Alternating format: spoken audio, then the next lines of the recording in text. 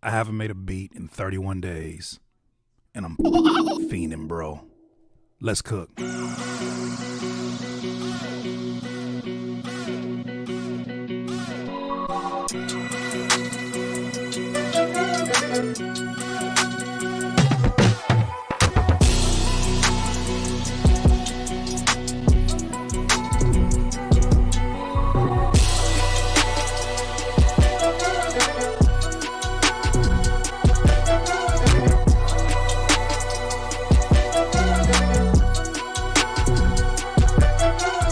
I recently took a break from everything. In fact, the only thing I did last month was read, sleep, eat, watch the Lakers lose, spend time with family, plan for the new year, and, well, think. You want to know what I thought about? A few things. A few embarrassing things, actually. Curtis King has been a music producer for 19 years, and not once has he sat down to really learn how to play an instrument. Unless you want to count the mouse. I've been a YouTuber that never took the real time to learn how to properly light my videos, patiently plan my content, or even, I don't know, use my damn camera. F-stop. But yet, somehow, I've been able to make a living doing both. Want to know a secret, though? I don't think I've given you anywhere near my best work. In fact, as a producer and a YouTuber, I feel like I've been operating on autopilot for far too long. Now, this is not to say that I haven't been working my ass off.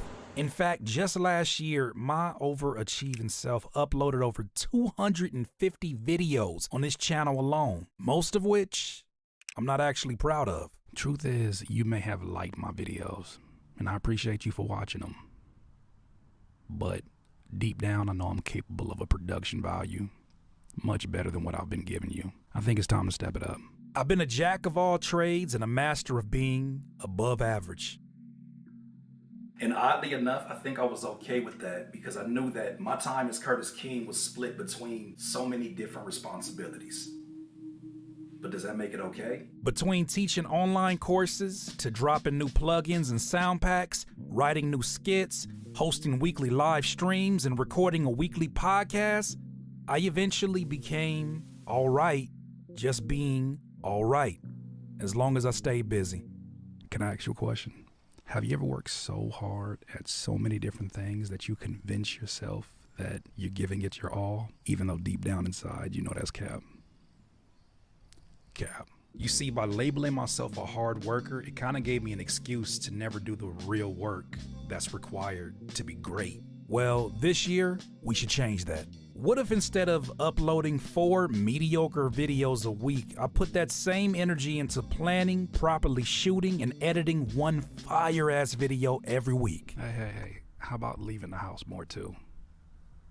Yeah. Wait, what about this? Imagine if I chilled on the 7-hour Flocation live streams and, I don't know, spent time giving you the content you actually want from this channel? That's a poll. You voted. I'm listening. Lastly, for a man that likes to teach as much as I do, why don't I just do my best to say less and learn more this year? Deal? With that said, thank you for subscribing to this channel, and thank you for watching these videos through the ups and the downs. This year, let's make a few movies.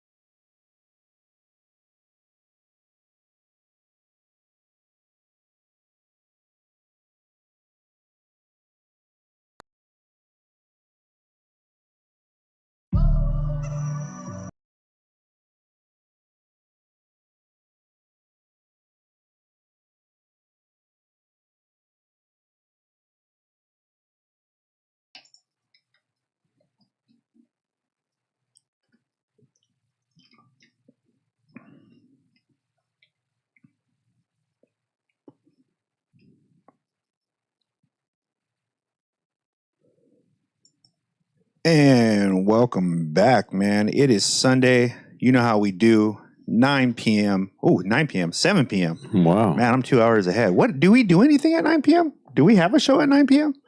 No. Have we ever had a show at 9 p.m.? We'd have, yes. Oh, okay, so Yeah. I just went back in time for a little bit. Yeah, we did. Shout out to you for tuning in. You can catch us here every Sunday live. For the time being, I thought you were talking to me, man. Sorry, we're talking about possibly recording the show and not being live all the time, but we're thinking about that still. But nonetheless, welcome to Chris Sees the Internet. My name is KILLcRey. I am your host. My co-host, OG Hip Hop Eddie, is with me tonight. It's going to be a good show, man. We got some really, really dope people on the show tonight. Some of my favorite people, to be quite honest with y'all. Lesa J, who is the co-founder, co-owner, and of Brick to Your Face, and manager Noah James. She is a woman of many trades. She does a lot of things. She's podcasted. She's like I said, she manages. She books tours. She runs a brand. She designs. She does graphic design. She works on clothing, fashion. She does it all. She's a true gem in the scene, and we want you to know more about her and get to know her and kind of get motivated by the so many things that she does. So if you're thinking that you need to do a little bit more, then you're probably going to get that motivation today from Lesa J. And then at the top of the hour, we got none other than the return of the one and only Curtis King. Curtis King is back on the show tonight. Shout out to Curtis King. Man, we had his video playing at the pre-show. If you're not watching this live, then you missed the pre-show. We occasionally play videos and music. We got to cut that stuff off because once it goes to all the outlets, we get dinged for that kind of stuff. So the pre-show is a little extra. So if you have time to catch the show live, jump in the chat room and kick it with us. But we got the homie Curtis King, man. He's been going through, it seems like a lot of changes. I want to talk to him, man. If you caught the video before the show started, he's talking about changing up his whole way of working. Is he an overachiever? Yeah. Is he a overworker? Yeah. Yep. Hard worker, honest worker.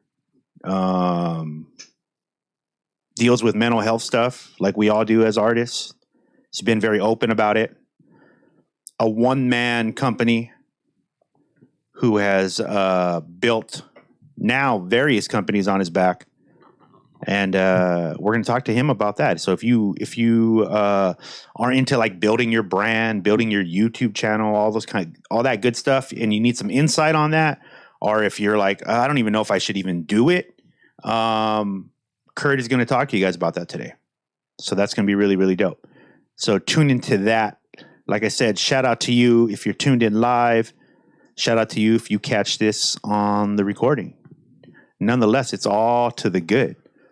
I always like this part, like the live version on Sundays is just a time I think you guys can just come in and kick it with us, watch how we do the show, see us mess it up, and then edit it out. Mm-hmm. It's all live. You get like that extra goodness, man.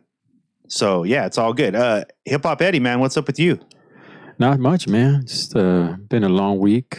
I just came back from Mexico right now, maybe about an hour ago or so. Oh, man. How's that down there?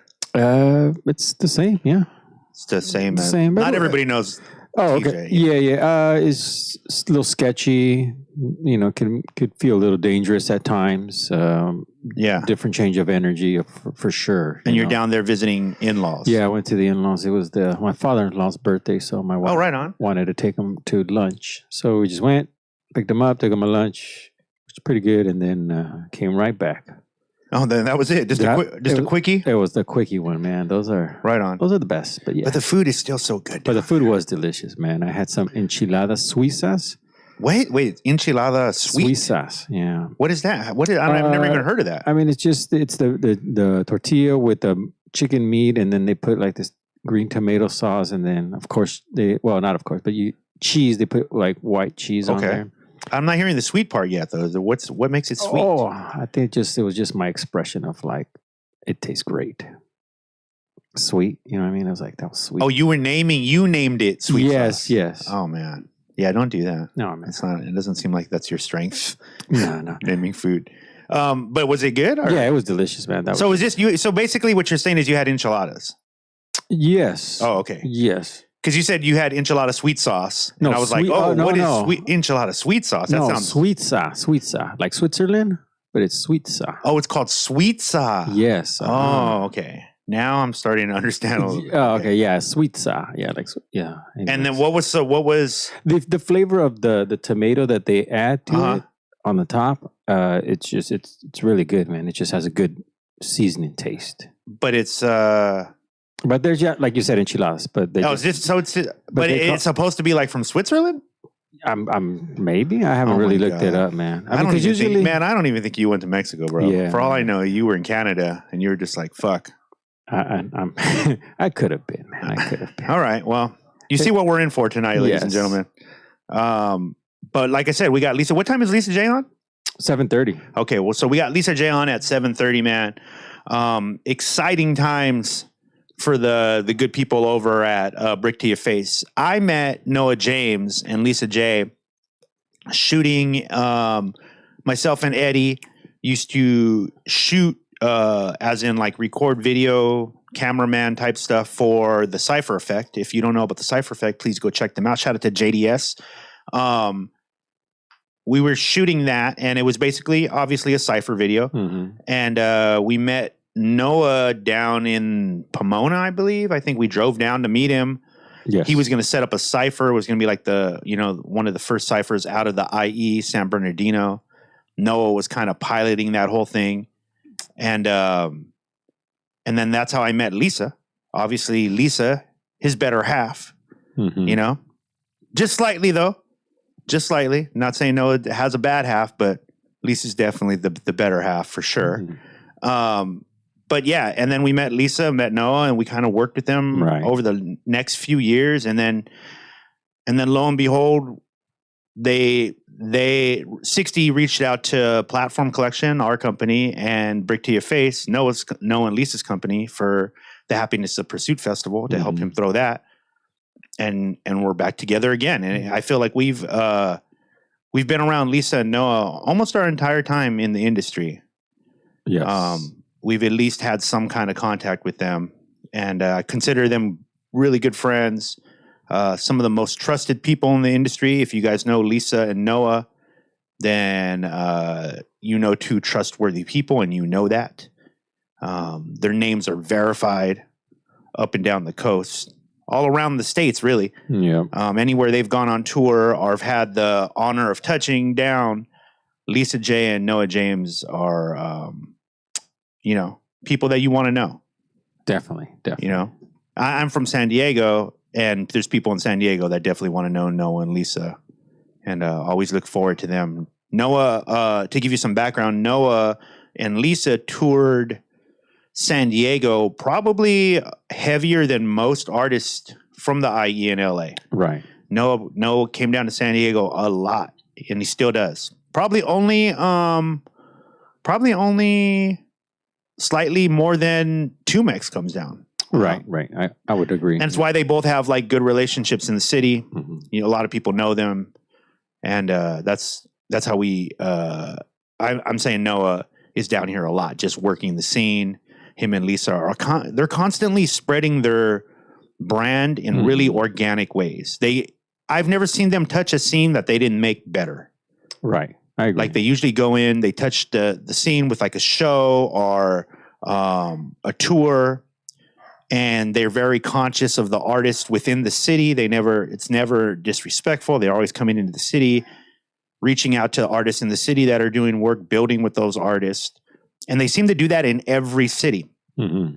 And so I think that's probably a lot to manage.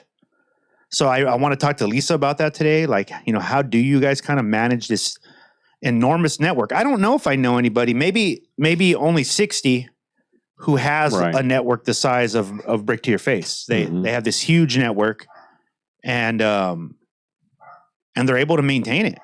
They are, man. They're able to travel with it, meet a lot of people, consult with a lot of artists, give a lot of artists, great opportunities as well. New upcoming and even some that haven't been in the scene. They're there to help. They help out. They seem like lot. they're like a gateway a lot for a lot of people to get into the West Coast scene, the Southwest scene. They tour. They've been independently touring for a long time. They have. So they learn a lot of stuff. What I think they represent for a lot of people is just a wealth of knowledge.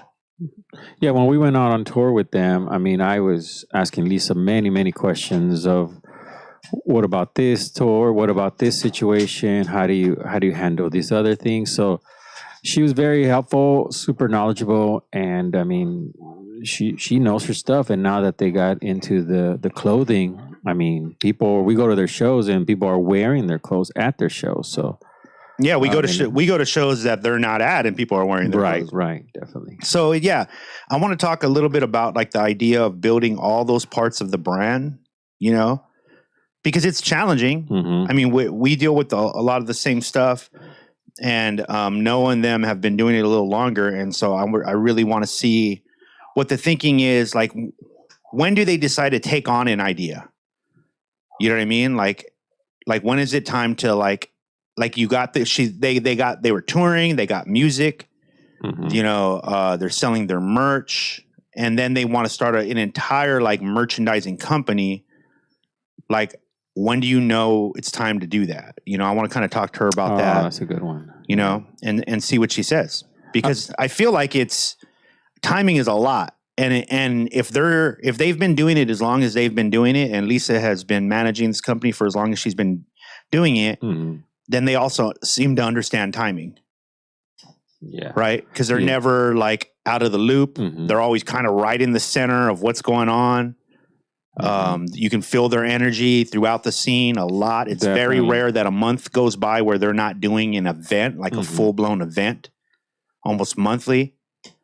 So I want to know what decisions go into that, because at the same time, they're also a couple. Right. Noah and Lesa are a couple, and they have their life to live. And I wonder if the whole thing is brick to your face, like all life is brick to your face, or do they get those moments to breathe? Yeah, that's a good one. Yeah, because if you live with someone and then you work with someone, it's almost a 24-hour relationship. When it's personal, you're doing something with them. When it's business, you're doing something with them. So yeah, I want to definitely see how that works out for them. I also love to hear like, how does she overcome her fears? When there is big decisions to be made, or stuff like that. Yeah, because as a manager, I would think it's one thing to be a manager of an artist and have a good relationship with a manager as an artist, but what if you're in the relationship with the artist that you manage? Right. I'm sure decisions like, say, stuff like safety, or like you consider a lot more things probably in a deeper way when your significant other is a person that you manage. Yeah. I wonder if there's you can distinguish like from personal to business. I'm sure obviously they can, because they've been doing it for so long, but true. I want to know what the technique is. There. Yeah. That was the better question. Yeah. Like what are they doing to make that happen? Is it obviously it's hard. And then I kind of want to see what she has planned for the future of Brick to Your Face. I know there's a lot of talk about them. There's a lot of talk about what's happening with Brick to Your Face. If you're in the underground scene and you're hip on these kind of things, in Southern California, Brick to Your Face is a name to be reckoned with. And it's because they seem to be able to manifest a lot of things for their company. And I'd say they're professional manifestors. They preach it. They live by it. They talk about it a lot. I want to see where Lesa falls with all of that. Because Noah is usually waving the flag of manifesting, Sir Manifest, right? That's his name, Sir Manifest. But I want to see where Lesa is with all that. I'm interested, man. This is my first time. We've wanted to do a sit down with Lesa multiple times, right? Like this, and we finally got the timing down, and so we're gonna make this shit happen tonight, y'all. It's Madam Manifest. Madam Manifest. Yeah. Ooh, I like that. I like that. Dude, you had your son's in boxing. I saw you put up videos. Your son's in boxing. How do you feel about it? Good, man. Is he beating kids up? What's going on? No, he's not beating kids up. I definitely talked to him about that. Like, you know, that tool that we're providing for him is for him to defend himself, where it becomes a situation where maybe he'll feel threatened or somebody's trying to, or somebody threw the first punch, you know, or something like that. Yeah. But he knows, I've talked to him many times, so he knows better not to like hit anybody or, you know, push anybody. Cause he, you know, is 7 years old. He's strong. He's a pusher. Yeah. He's jumping around here and there. And I'm pretty sure, you know, somebody might run into him, you know, they run into each other as kids are just kind of hanging out. But, yeah, I definitely, you know, he was telling, you know, to protect himself if he needs to protect himself. And I also, his boxing coach, helps him, you know, as far as like teaching him, you know, the way to just even maybe dodge a punch or something like that. What about this kid? You think he could take this kid? Yeah, I think they, yeah. Yeah, I think so. This kid's sloppy.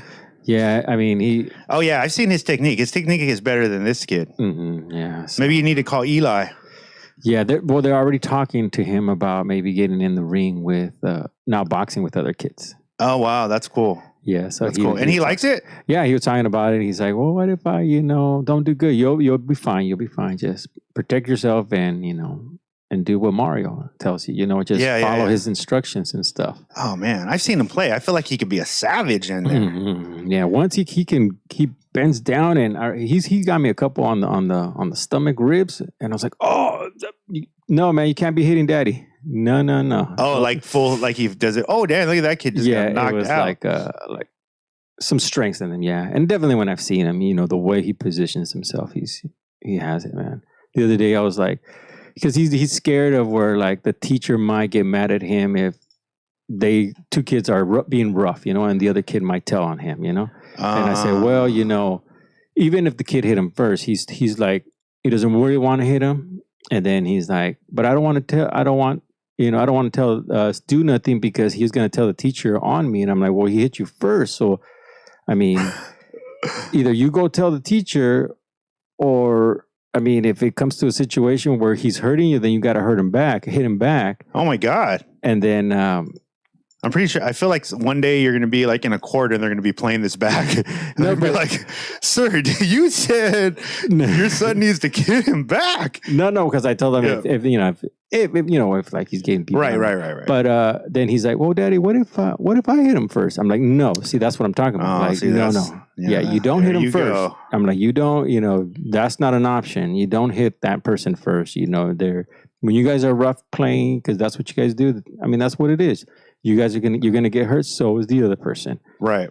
But when it becomes serious, like, you know, you just can't go like, well, I'm just gonna hit somebody. And I'm like, no, because I tell him, man, I make him aware, like, you're strong. Do we have an odds maker to see like how soon he gets into a fight? No, I don't, man. I feel like he's your son is like a kind of a nice. He's like a nice kid though. But yeah, I see him like getting into a fight because he'll want to just be roughhousing, and he'll think, oh, well, throwing this punch might be part of the roughhouse. And, and the next thing you know, you got knocked the fuck out. Like, you know what I mean? And somebody's calling you and shit. Yeah. Next thing you know, your son is Debo. You know what I mean? No, I hope not, man. But yeah, he does like body shots. So he plays body shots. He plays the body. It's good. All good Mexican fighters do, bro. Just so you know, all good Mexican fighters go to the body.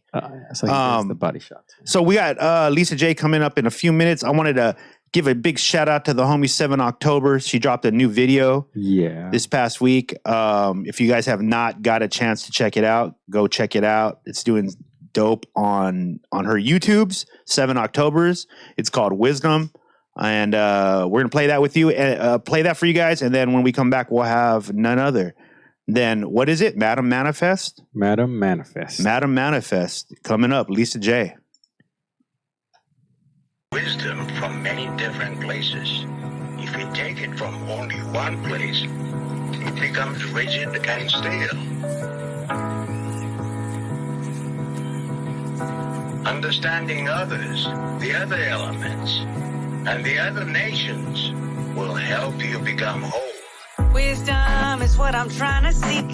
Freedom is what I want to see. The sky is what I'm trying to reach. The truth is what I always speak. Wisdom is what I'm trying to seek. Freedom is what I want to see. The sky is what I'm trying to reach. The truth is what I always speak. I just wanna be free from oppression and feel no pressure. Living in the moment's what I treasure. Life's a journey, a wild adventure. Ups and downs, sadness and laughter.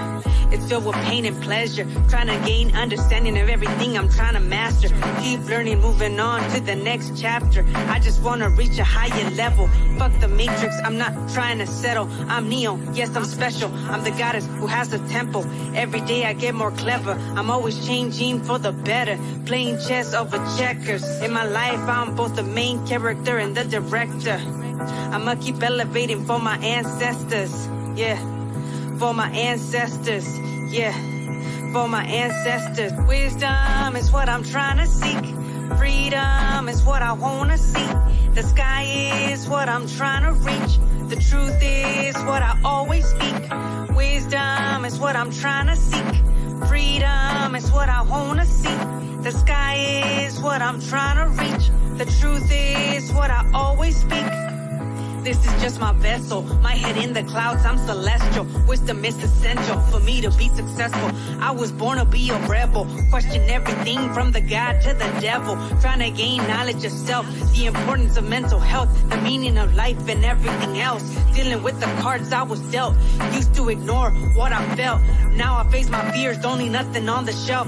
Turning my wounds to wisdom, I'm creating my own kingdom. The mentality of a hero, never a victim. Making my own rules, I'm fucking up the system. Cause wisdom is what I'm trying to seek. Freedom is what I wanna see. The sky is what I'm trying to reach. The truth is what I always speak.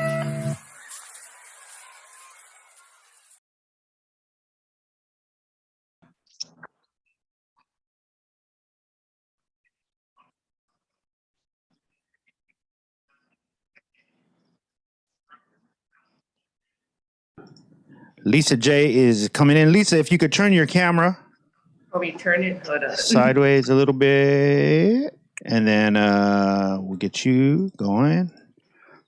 We got the homie Lesa J. Hold on.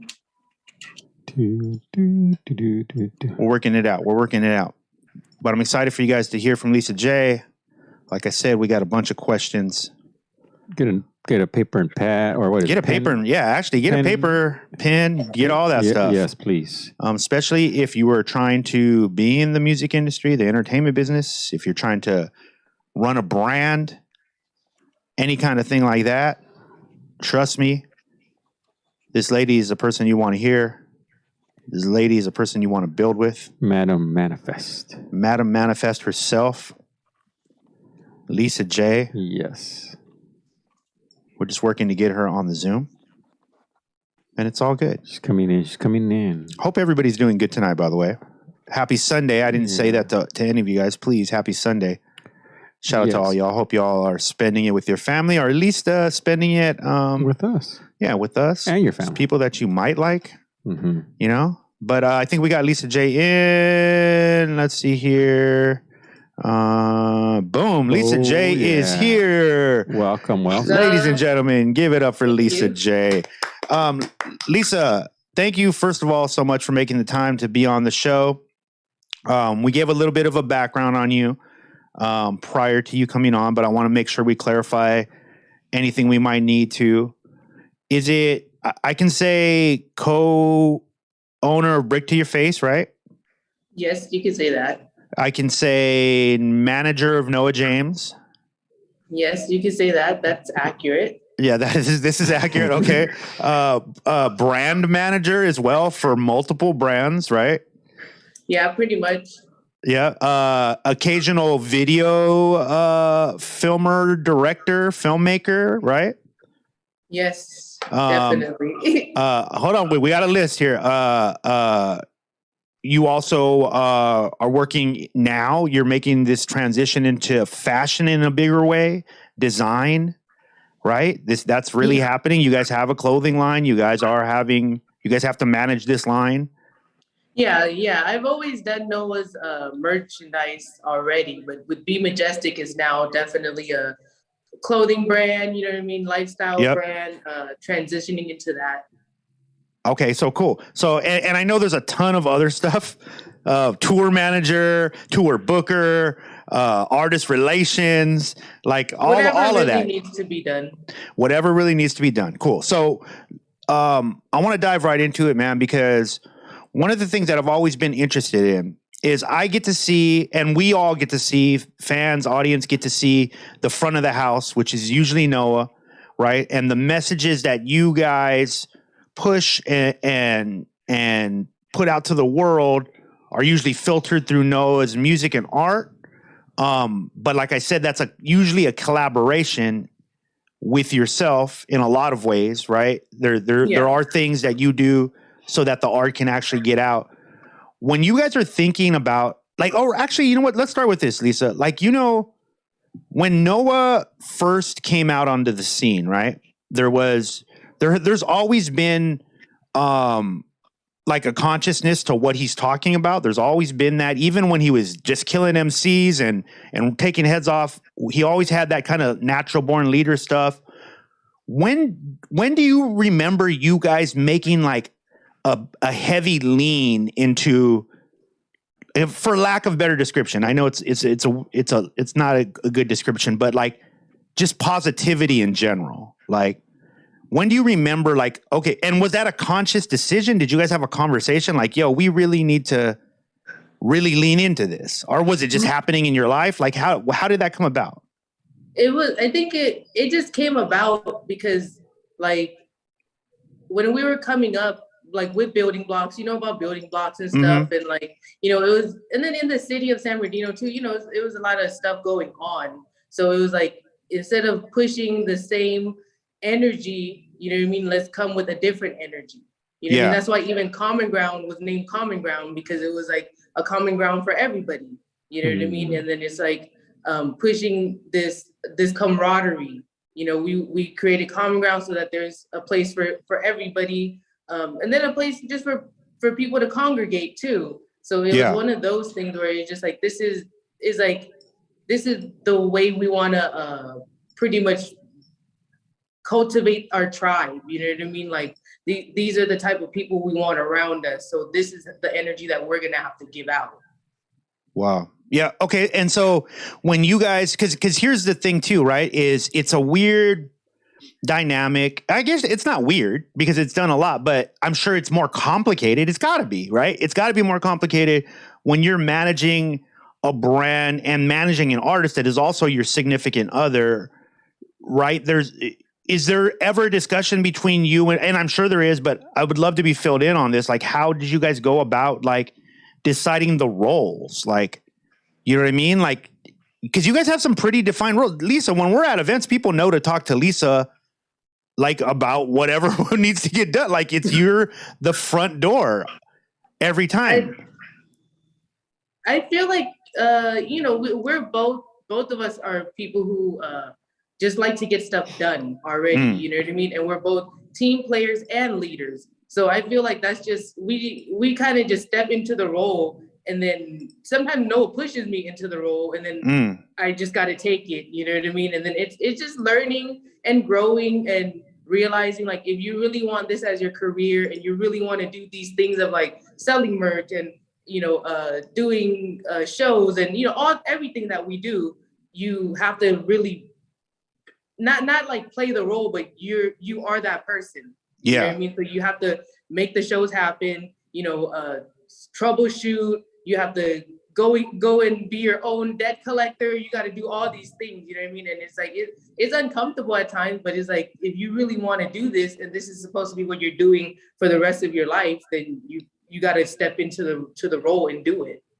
Was there ever any pressure on or did you ever feel any pressure just on a personal level of like, man, I there's a lot of responsibility on me and I'm a big part of this engine. and I love this man. Like, this is also like the man I love. Like, do you ever feel that pressure? It's not too much pressure. It gets overwhelming with everything that we do. You know what I mean? And I feel like it's, you're your worst critic. So it's pressure of that you're putting onto yourself because you just want to be great. You know what I mean? You want things to go well, and like you want things to be perfect or whatnot. But it's no real pressure because I've learned to realize or to know that, whatever Noah pushes me into, it's for the better of myself.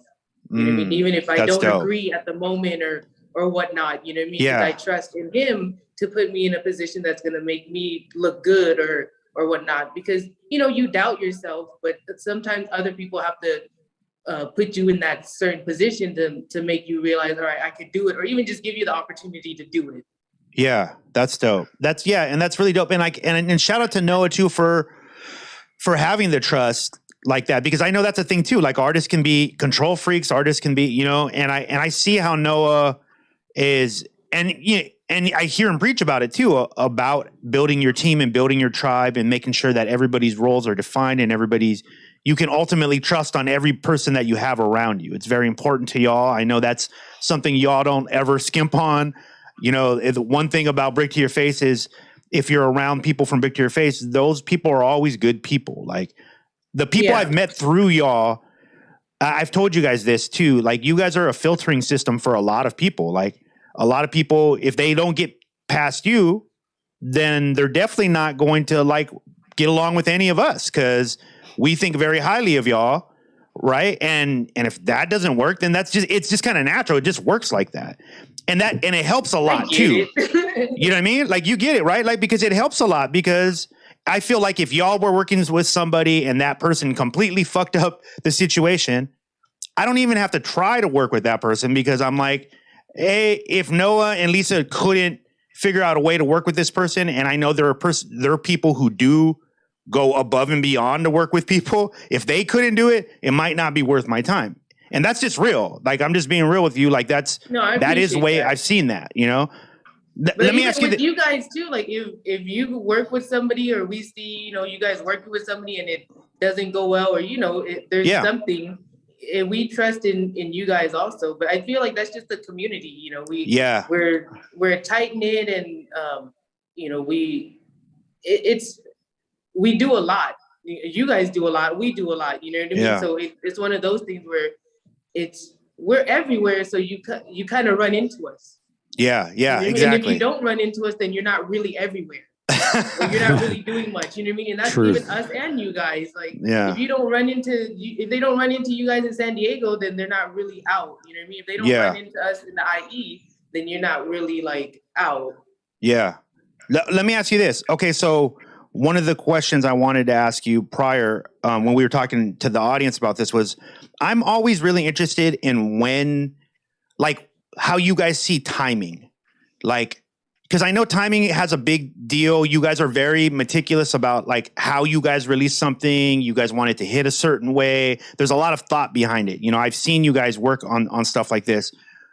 With the clothing stuff and smiley face printing and all the different stuff, those kind of brands, was that just a natural thing? You guys were like, it's time for us now to own more assets. Like, was that just natural, or like what brought you guys to like, because you guys could have just been like, Noah's a rapper and that's what we do.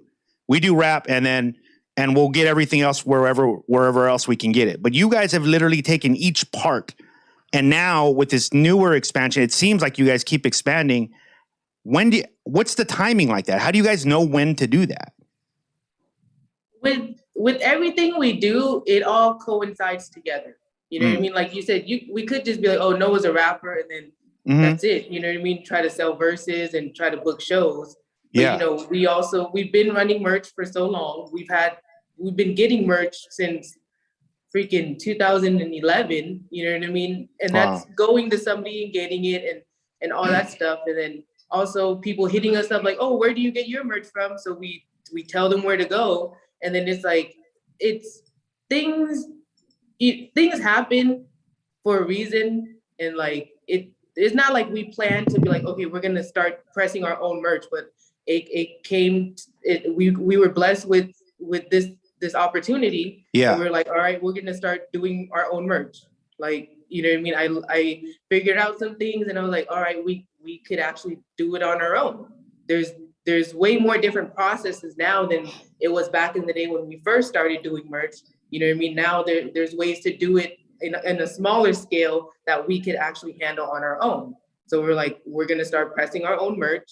And then it just, of course, went to, well, if anybody needs merch, we could do it too. Yeah. And they for people to be clarified, they do our merch too. So that's real. Yeah. And that's the whole thing. We wanted to do merch because like people would hit us up, but then it's also like a lot of people, they're nervous about it. Like I remember being nervous about getting merch and having to front up all the money, you know what I mean? And this and that. And then like, you know, can we sell it and all those, you know, things. But then it's like, I've been through it. So like, I want to help people through it. You know what I mean? Yeah. Like we could get your merch done. If you only have this budget, we could figure out how to maneuver your logo so that it could be cheaper or whatnot. And, you know, it's only 24 shirts and you can get different sizes. And it's not, you know, it's not that much of a scary process. You know what I mean? And I want people to understand that. And I'm here to help, you know, and because I know a lot of times with other printing places, like they don't do that stuff for you or they charge for all that stuff. You know what I mean? And it's understandable. But I'm just like, I'm here for, you know, our people, the independent artists who first time getting merch or you don't know what they're doing or, you know, just not sure, you know, I can help you along the way so that even if you decide to go somewhere else, you know something. Yeah, that's real shit. And so let me ask you this, where does the service part of your personality come from? Like, is that something that you grew up with? Like, because you guys, it seems like you specifically talk about service a lot to the community, to, you know, artists, to, you know, to businesses. Where does that part come in your personality? Like, how did you develop that part? That's in my culture. Yeah. Like just growing up, period. You know what I mean? Like you always had to help. Like you always had to do something. You know what I mean? And that's just, you know, not like just coming up in middle class or poverty or even, you know, Laos people immigrating over here, like they don't know too many people. So we're always, when we were growing up, always parties or, you know, getting together with other Laos people. So, you know, you always had to clean up, you know, the typical things, clean up and help and be the good kid.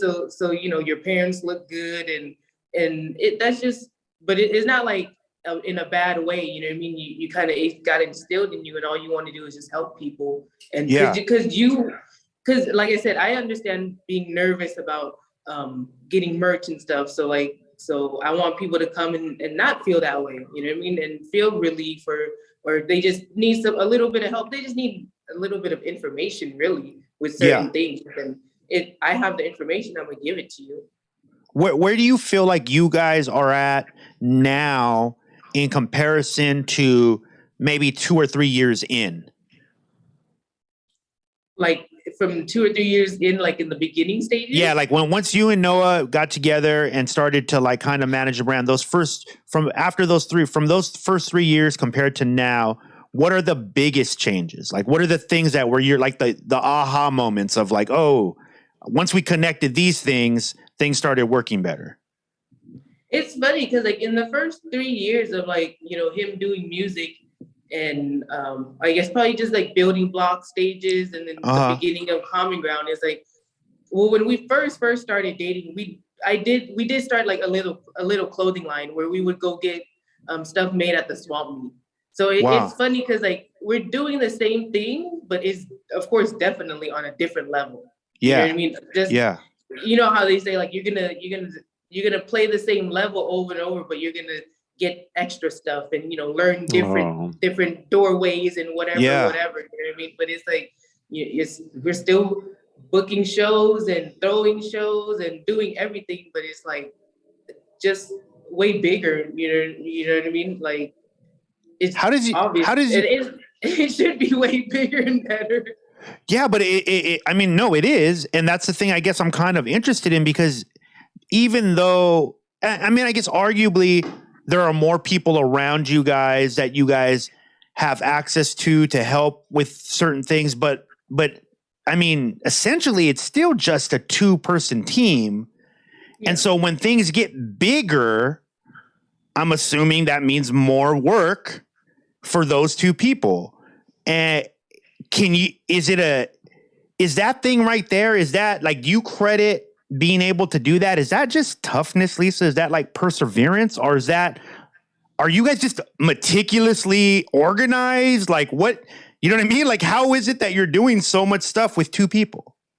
Well, definitely the organization has gotten better. Of course, like with us throwing shows, we have a formula. You know what I mean? Like, that's why it's just easy for us to throw shows. Like we have hosts and DJs who know what needs to be done. We have our set time. Like, we just have a formula for that. So obviously, like, we learn, like, if we want to throw shows consistently, we're gonna have to figure out a formula. We're gonna have to figure out something to make it easier for us. And that's and it's like I said, if you want to do this for the rest of your life, you're gonna have to, of course, do it, but then also figure out how to do it the smart way. You know, instead of like it's like people who throw shows and it's consistently the same of like, if you've been throwing shows for like 10 years and it hasn't grown, or you're still running late and you're still this and that, it's like, come on now, like, right. You know what I mean? You got to do something. Put some more effort into it. You know, it's like with everything we do is you got to put effort into it. So like the organization is the main key. And then also figuring out like a formula or how to make things easier for you. You know what I mean? Like with tour, we have like a kind of a formula just because we want to do it consistently. So, you know, we can't always go out blindly and things like that. Like, no, you got to organize, you know, make sure you have your funds and how much funds you need, all that stuff. And it's all those little things makes the process easier, you know what I mean? And then you get to enjoy the fruits of the labor.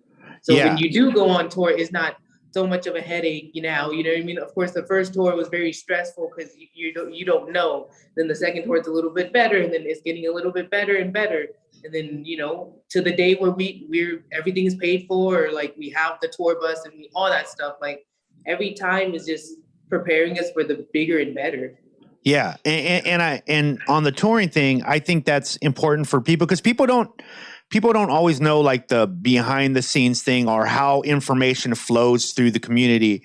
Lesa and Noah are 2 people, and I recently told Noah this, like, are 2 people who I feel like taught a large part of the scene how to tour, because a lot of people toured with them.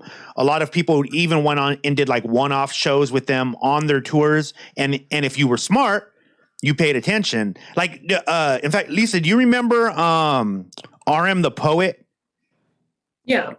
So RM the Poet, we took him out on that one tour with us. We went one tour.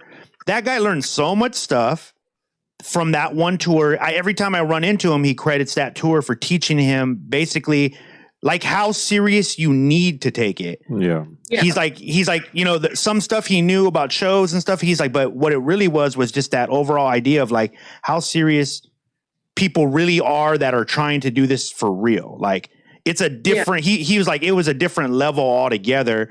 And it helped him because I think it helps a lot. And you guys do this a lot for young and new artists, even veteran artists who are trying to find like a foothold. You guys kind of do show them like, look, here's how you can do it, but also here's the amount of work. You guys are very honest about it. Like, here's the amount of work it's going to take. Here's the downsides. Here are the things like not to expect, because you know this, and we've talked about this, you know, off the show before about people's expectations for things, and a lot of times people come into the scene with very high expectations, but not high expectations on themselves to work. Like they just have high expectations to receive stuff. What are some things you can tell artists, especially if they're just starting out? Like, are there things that you feel like, now, having seen tons of artists come through the brick to your face doors, like, are there some things that you know that artists should be thinking right when they're starting out? I say, do you really want to be a career musician? Huge. Like, and look, you are a career musician. Yeah. You know what I mean? This is your life. Like how you have a career in whatever job you have, you know what I mean? Like, do you want to do that, but with music? Yeah, right, you know what I right, mean? And right. There's no task manager that tells you what you need to do. You know what I mean? Like with the music, there's these things of, you know, booking shows and selling verses and tour and a bunch of stuff. But it's like, okay, well, what do you want to do and what can you do? Yeah. Because at your job, you're not doing everything. You're only doing like this. You know what I mean? Like these certain tasks. But now being in the career of music, what do you want to do? And then like, shoot, if you have money, you could pay. What do you want to pay people to do? You know, and then that's big. All of that is you decide. You make the decision. Yeah. And do you want to make those decisions? Yeah, that one's big, right? Like I feel like one of the things that I've seen too throughout the years is I've seen people, especially, do you remember like in the like mid 2000s, people were like kind of on that CEO thing. Remember when everybody was like, I'm a CEO. And I remember as time would go by and you had to like, because being a CEO of something, you have to mind your entire business. And if you're doing good, things scale up. And that scaling up part is always and sometimes that's exactly what Lesa said. Sometimes it's just buying merch is your first scaling up. Like that's you scaling your company up. And I've seen people just quit at that point because it does get complicated. It's no longer the fun part of like being in a studio or, you know what I mean? Like practicing music and the fun shit. That shit becomes meticulous. You start to go, oh shit. We might need that. We might need financial books. We might need someone who knows how to do that. We might need to ask people questions. And I've seen that a lot as well. Like I think the idea of performing as an artist and then the idea of being a performing artist as a living are two different things. I've really seen that. Very much, because you could perform, you know what I mean, just anywhere. You could go to open mics and just perform. Yeah. But then there's people who make a career out of like performing at lounges and stuff. You know what I mean? And they're career musicians where they're getting, that's what they do for a living. They're every night they're at a different lounge with a different band or whatnot. You know what I mean? And then there's that lane too of being a career musician. Yeah. So it's like, it's one of those things where it's like there's so much that needs to be done. You could do, but you got to decide. Yeah, that's so big. What do you want to do? Major bars by Lesa J. Definitely. There's a reason that she's Madam Manifest. She's been coined Madam Manifest. Man, what hold on, because I got like, there's definitely some things, because Lesa, like I'm telling you, I've been thinking about this thing all week, and I realized that like we always. I told Eddie, I was like, I think we got into a loop of every time we would see Lesa, we'd be like, Lesa, you got to come on the show. You got to come on the show. And at one point I was just like, dude, how long are we going to say that? Can we just have her on the show already? Yeah. And so I've been thinking all week of different things because there's parts of you that I know, you know, personally as a friend. I think very highly of you. But then there's parts of you that I don't know too much about. Like, what were your early introductions into like the scene in general? What was there, like, how did you even get there? Like, you know what I mean? Like, why are you here, Lesa? Like, what brought you to this? When Noah and I got together, when I was growing up, my stepmom's like a lounge singer. Oh, wow. And so like when we were growing up, my dad would take us, at Thai restaurants, they have singers, right? Yeah. They'll go to like 2, 3 a.m. like singing all night. So my dad would take us because that's what him and my stepmom would do on the weekends.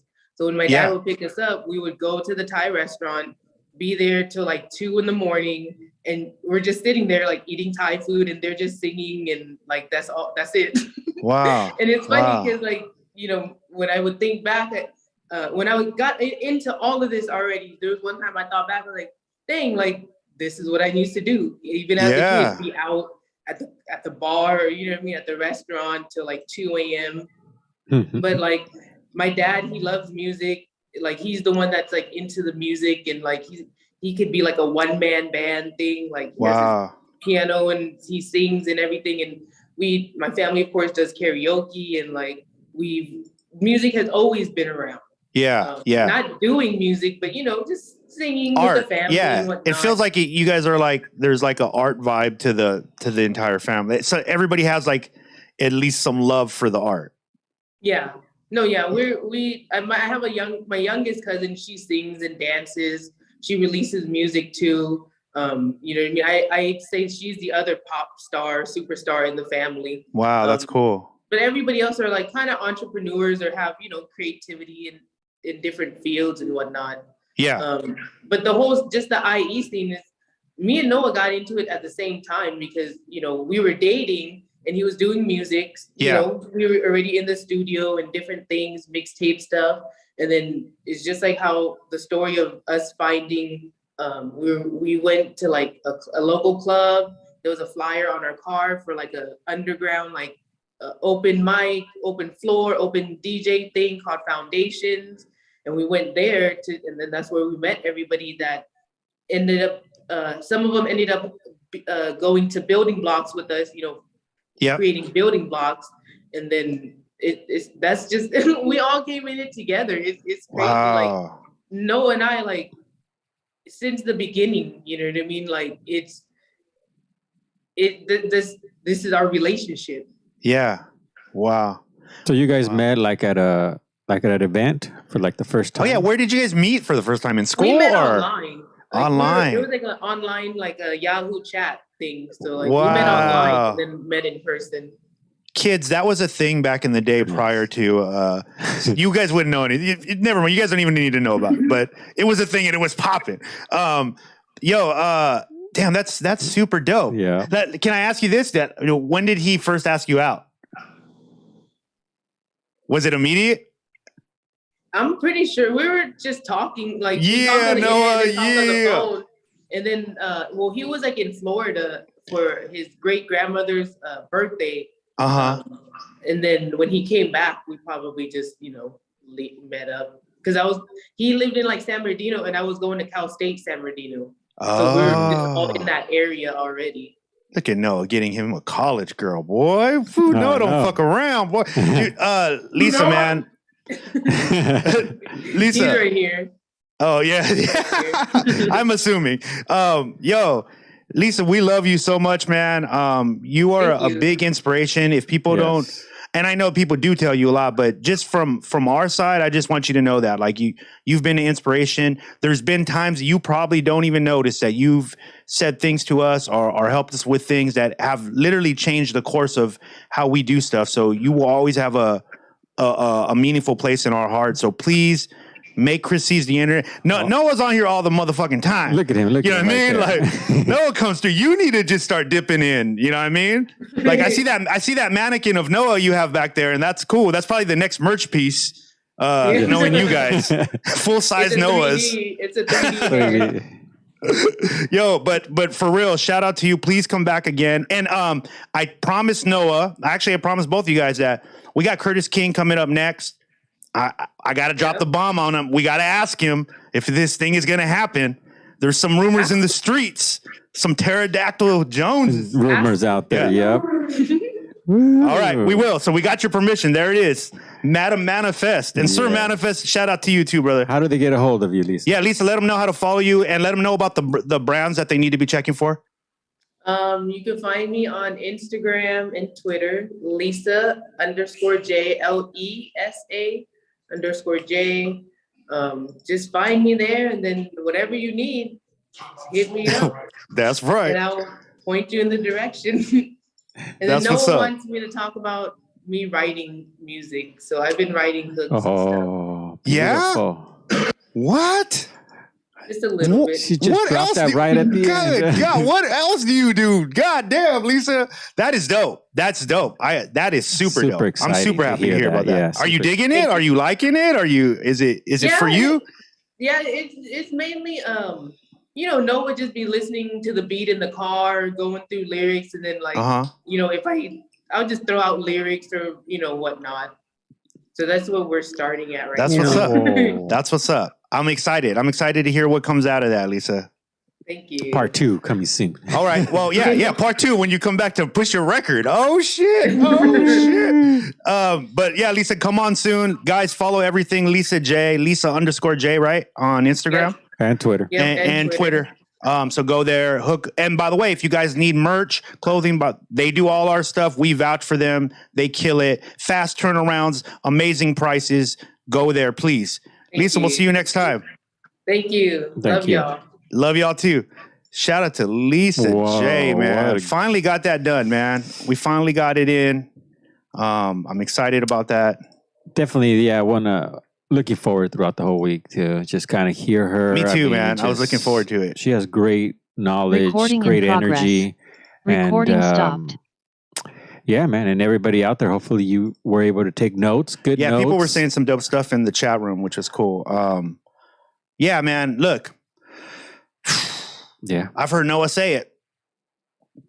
Don't fuck around, man. Get you a queen. Mm-hmm. Get you a queen. And it just so happens that he got himself a CEO too. Like, yep. You know what I mean?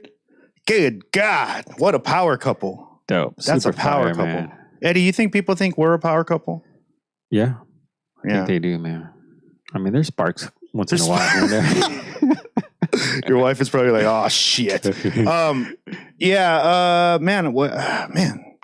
I'm trying to think of, I just want to make sure that I didn't miss any questions with her, man, because there was so much stuff coming in my mind because I realized like, oh man, there's parts of my friends that I don't know their like initial beginning stories. I wanted to slip those questions in real quick at the end.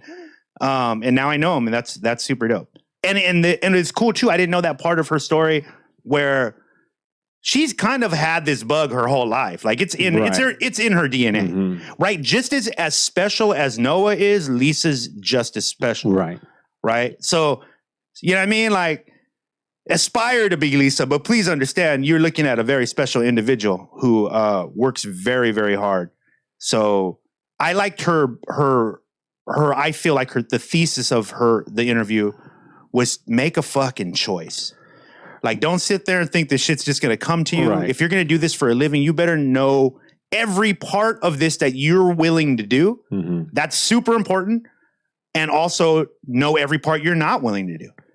That's just as important. Right. Because if you don't mind that stuff, it's not like that stuff doesn't still need to get done. Mm-hmm. You just might not be the person to do it. And that's okay. That's perfectly okay. Lesa and Noah just happen to be people that are built and that's the thing, they genuinely like doing all the parts. Mm-hmm. Like they find some creative satisfaction in doing all the parts. Yeah, even when she had mentioned that she gets, Noah has pushed her into a position and she just has to like run with it, even if it sometimes feels rough for her, but she's like, I got to go with it. And before you know it, it wasn't even hard at all. She was able to, go through all the obstacles and make it happen.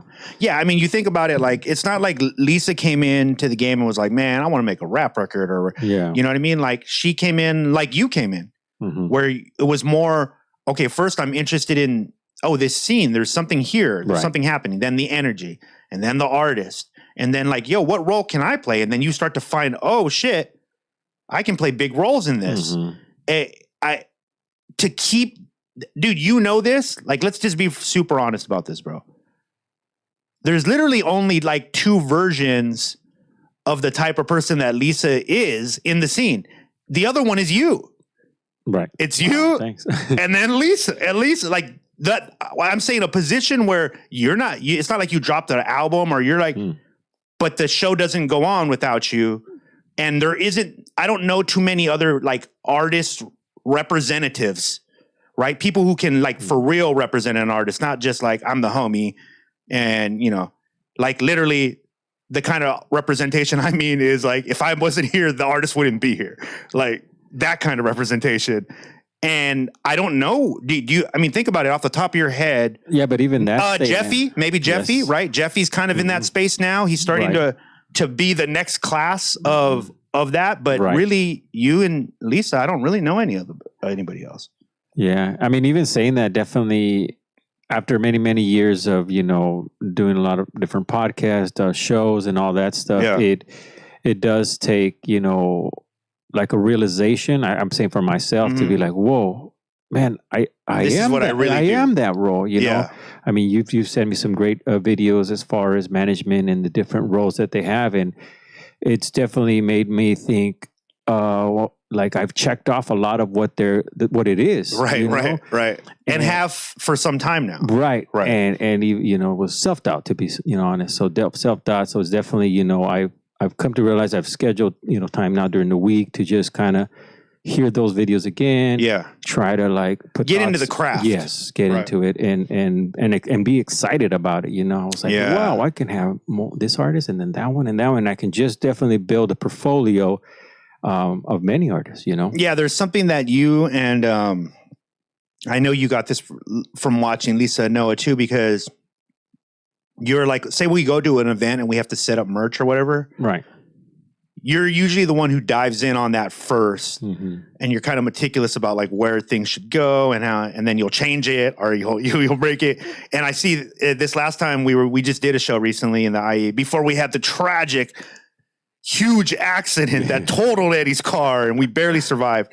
That show. A week from today. Yeah. Lesa, I saw her setting up their merch table and there's just, she's got a formula for there's a formula and you can see like Noah knows when to just let her go and let her shine, you know, because I imagine being a couple again, of course it's more complicated. Mm-hmm. It could be easier too, right? Like it could be easier in some situations. Noah's got that ride or die no matter what. Lisa's got that ride or die no matter what. I see that they communicate by just looking at each other sometimes. Like I've seen it. And that's a beautiful thing. But at the same time, there's probably other layers. Right? Like what if you know, had an argument on the way over there? Mm-hmm. And I know they're very professional and then you probably would never know, but it's got to happen sometimes. Yeah. That's hard. And to me, that's harder than just being, you know, like a manager from like an agency where you don't really know the person that well, you know, like you're just there to kind of like get them jobs. Where with Lesa, with you, like, because there's personal connections, you don't just think about the job. You think about like, where's the job going to bring us as people? Right. Like, are we going to be happy after the job? You know what I mean? Like, do we really want to do all the jobs? Like, is it worth putting our artists through this job? If the, you know, whatever the payoff isn't deemed enough. And I'm not talking about money. Most of the time, I'm not talking about money. Most of the time, I'm literally talking about, is this something that moves you forward as an artist? And a lot of the times you've had to make that decision. And I see Lesa, you know, having to make that decision too. And now you guys have done it so many times where it's just not even, I can tell you this, as an artist who has representation like that, I get to settle. And I see Noah do that too. Mm-hmm. Noah, when he's getting ready for his show, ready to perform and do the thing that he does because he knows he has a team that is managing everything else. And that's a skill that for sure you got to learn. Yeah. And because in the beginning I didn't know that one, but as time went, it made sense, you know, because you're about to get in the ring. Yeah. Like if you were going to go boxing, you know, and you don't want to know, is so-and-so sitting in the front row? Yeah. Did they make the lunch back there? Yeah. Or did they pick up the tickets at the door? You don't want to know anything. Anything. It's just like, I want to go in. I want to sit down, do whatever I got to do before the main event or before I got to do my stuff. Yeah. And that's where my job comes in, where it makes sure that everything that's circling around does not affect the artist. Which is an art. Yes. It's really, I've seen you guys do this. I've seen Lesa do it. I've seen you do this. It really is an art, man. Like the way you guys... Because you're not just managing like the production, you're also managing the people and like the energies.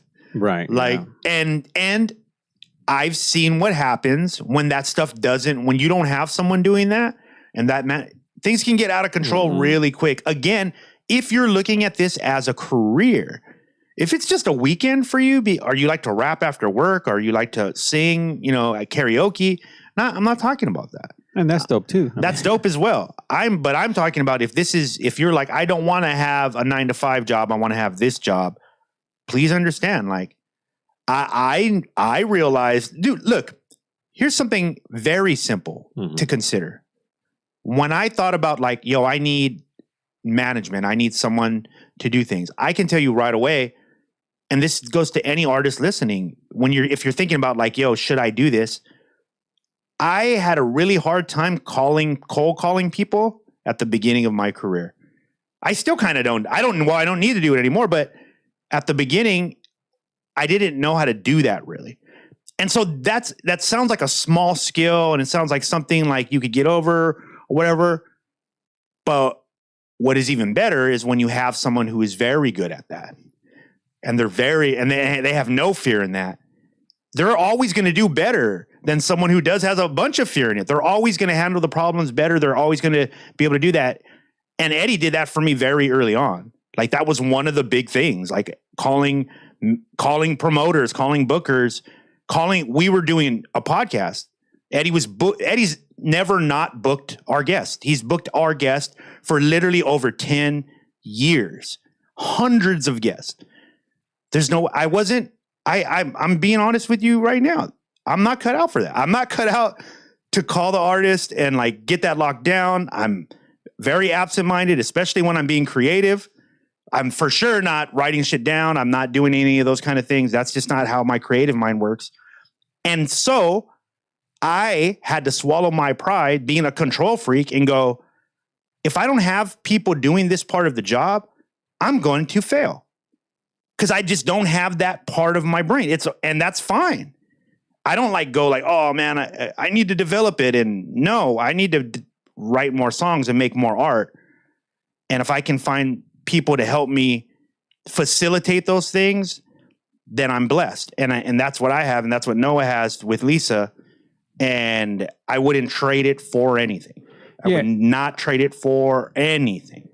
And I believe every artist should have someone like that because, I mean, I've dealt with artists in many levels, and sometimes it goes down to like they don't call you back or they missed the date.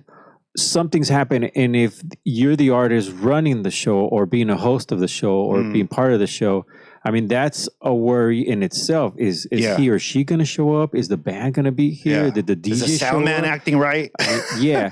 You just had to take care of some sound man so stuff. that's just the things that definitely, it's a manager will take care of that for you and make sure that you as the performer or doing the show is clear-minded to do what you got to do. Right. Because ultimately, if we aren't all doing our jobs, then none of us get paid. None of us move forward. Like that's just really the facts. And that's what, like I said, I had to come to grips with that on myself. Like after messing up shows on my own, after messing up, networking on my own, because I just didn't have that skill part. Whereas Eddie had worked in the corporate world for a while already. He already had those kind of skills.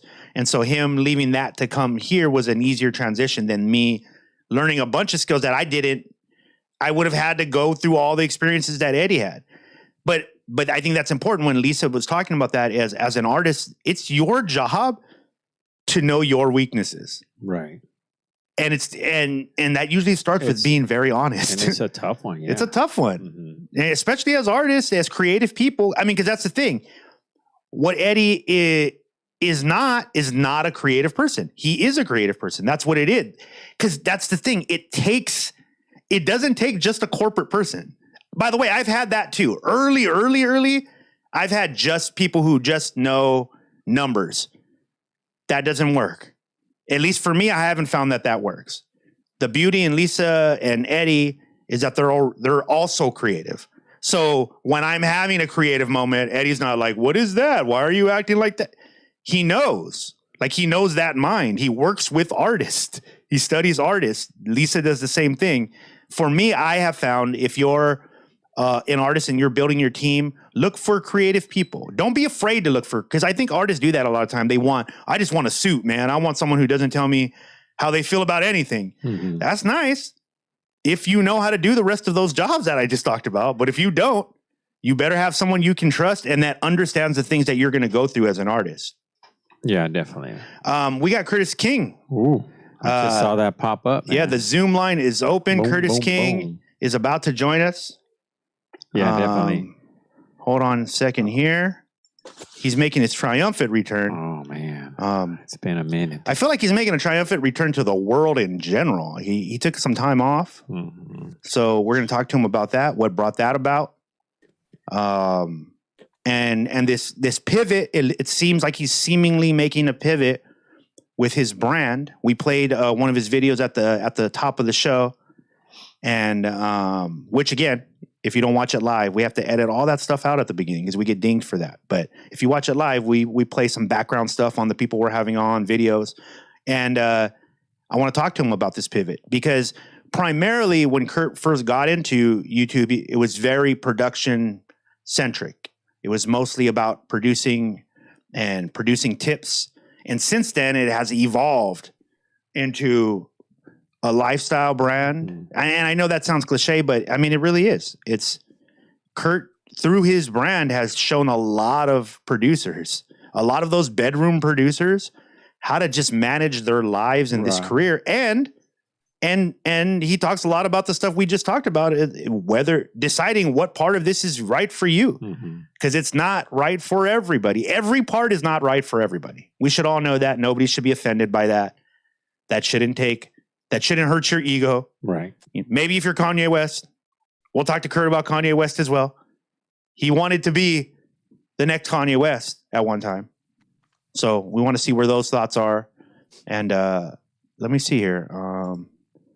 Kurt, if you're on, we don't have any video from you yet. Kurt is in the green room. Boom, there he is. Kurt, are you on a tripod or can you turn your camera sideways?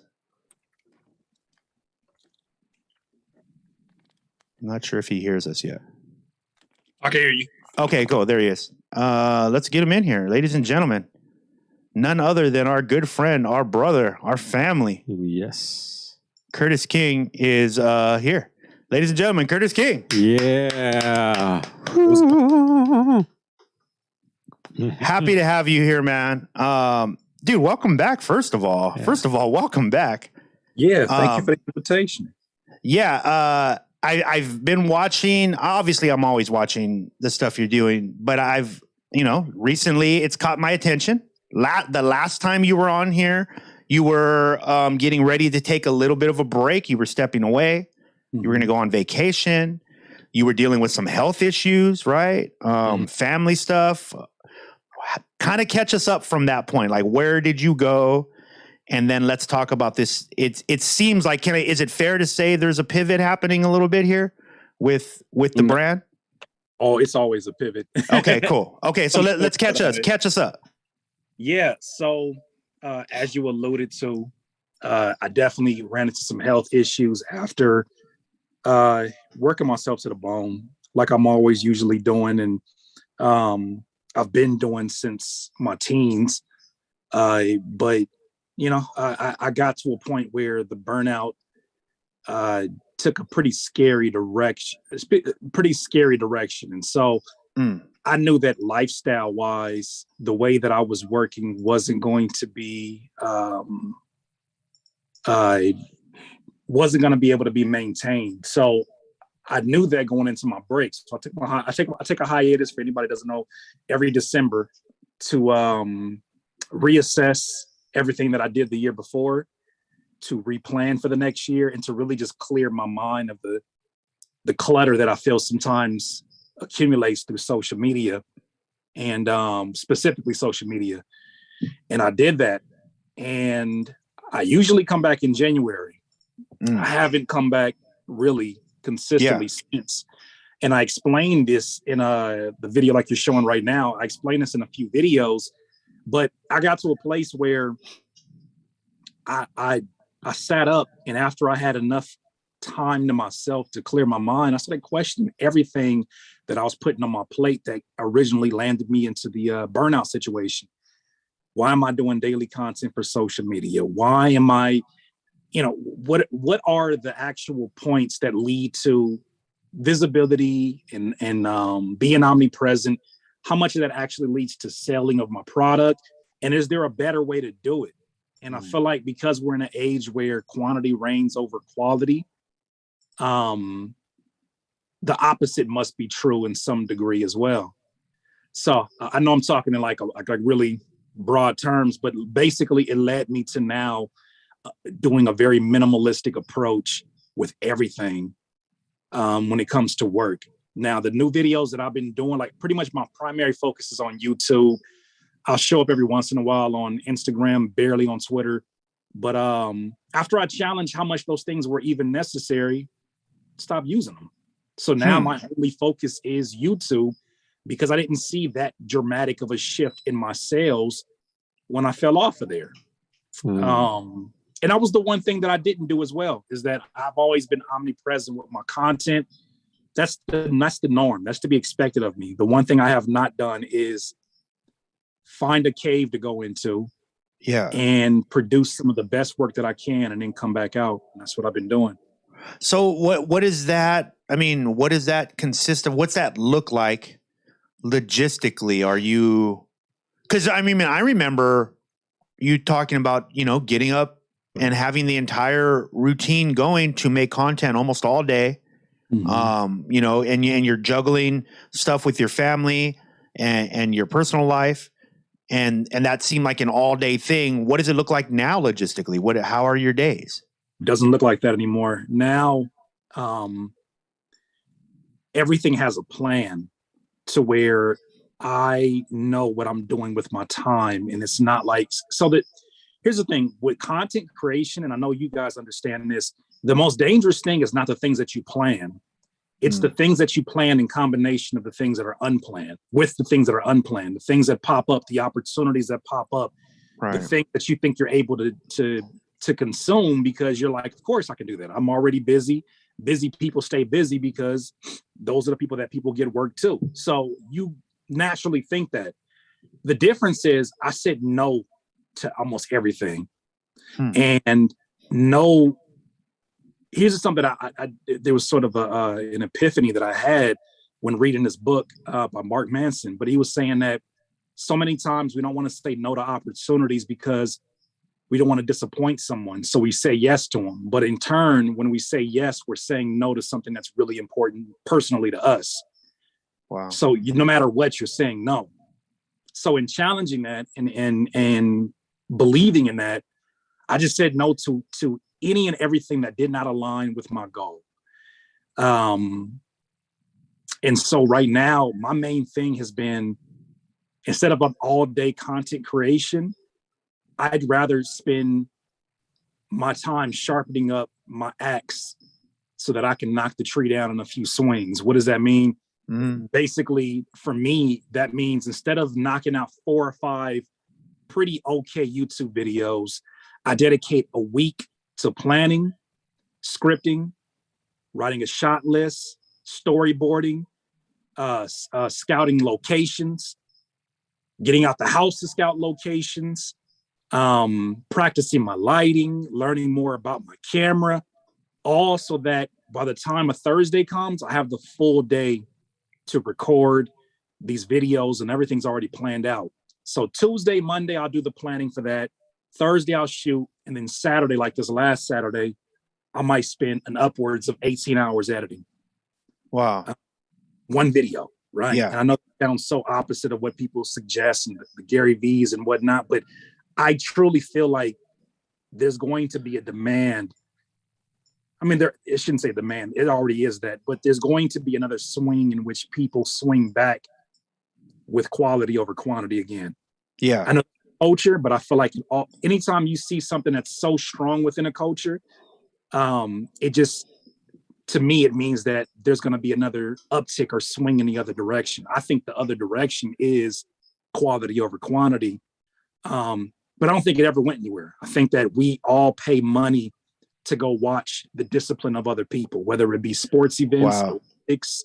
Yeah.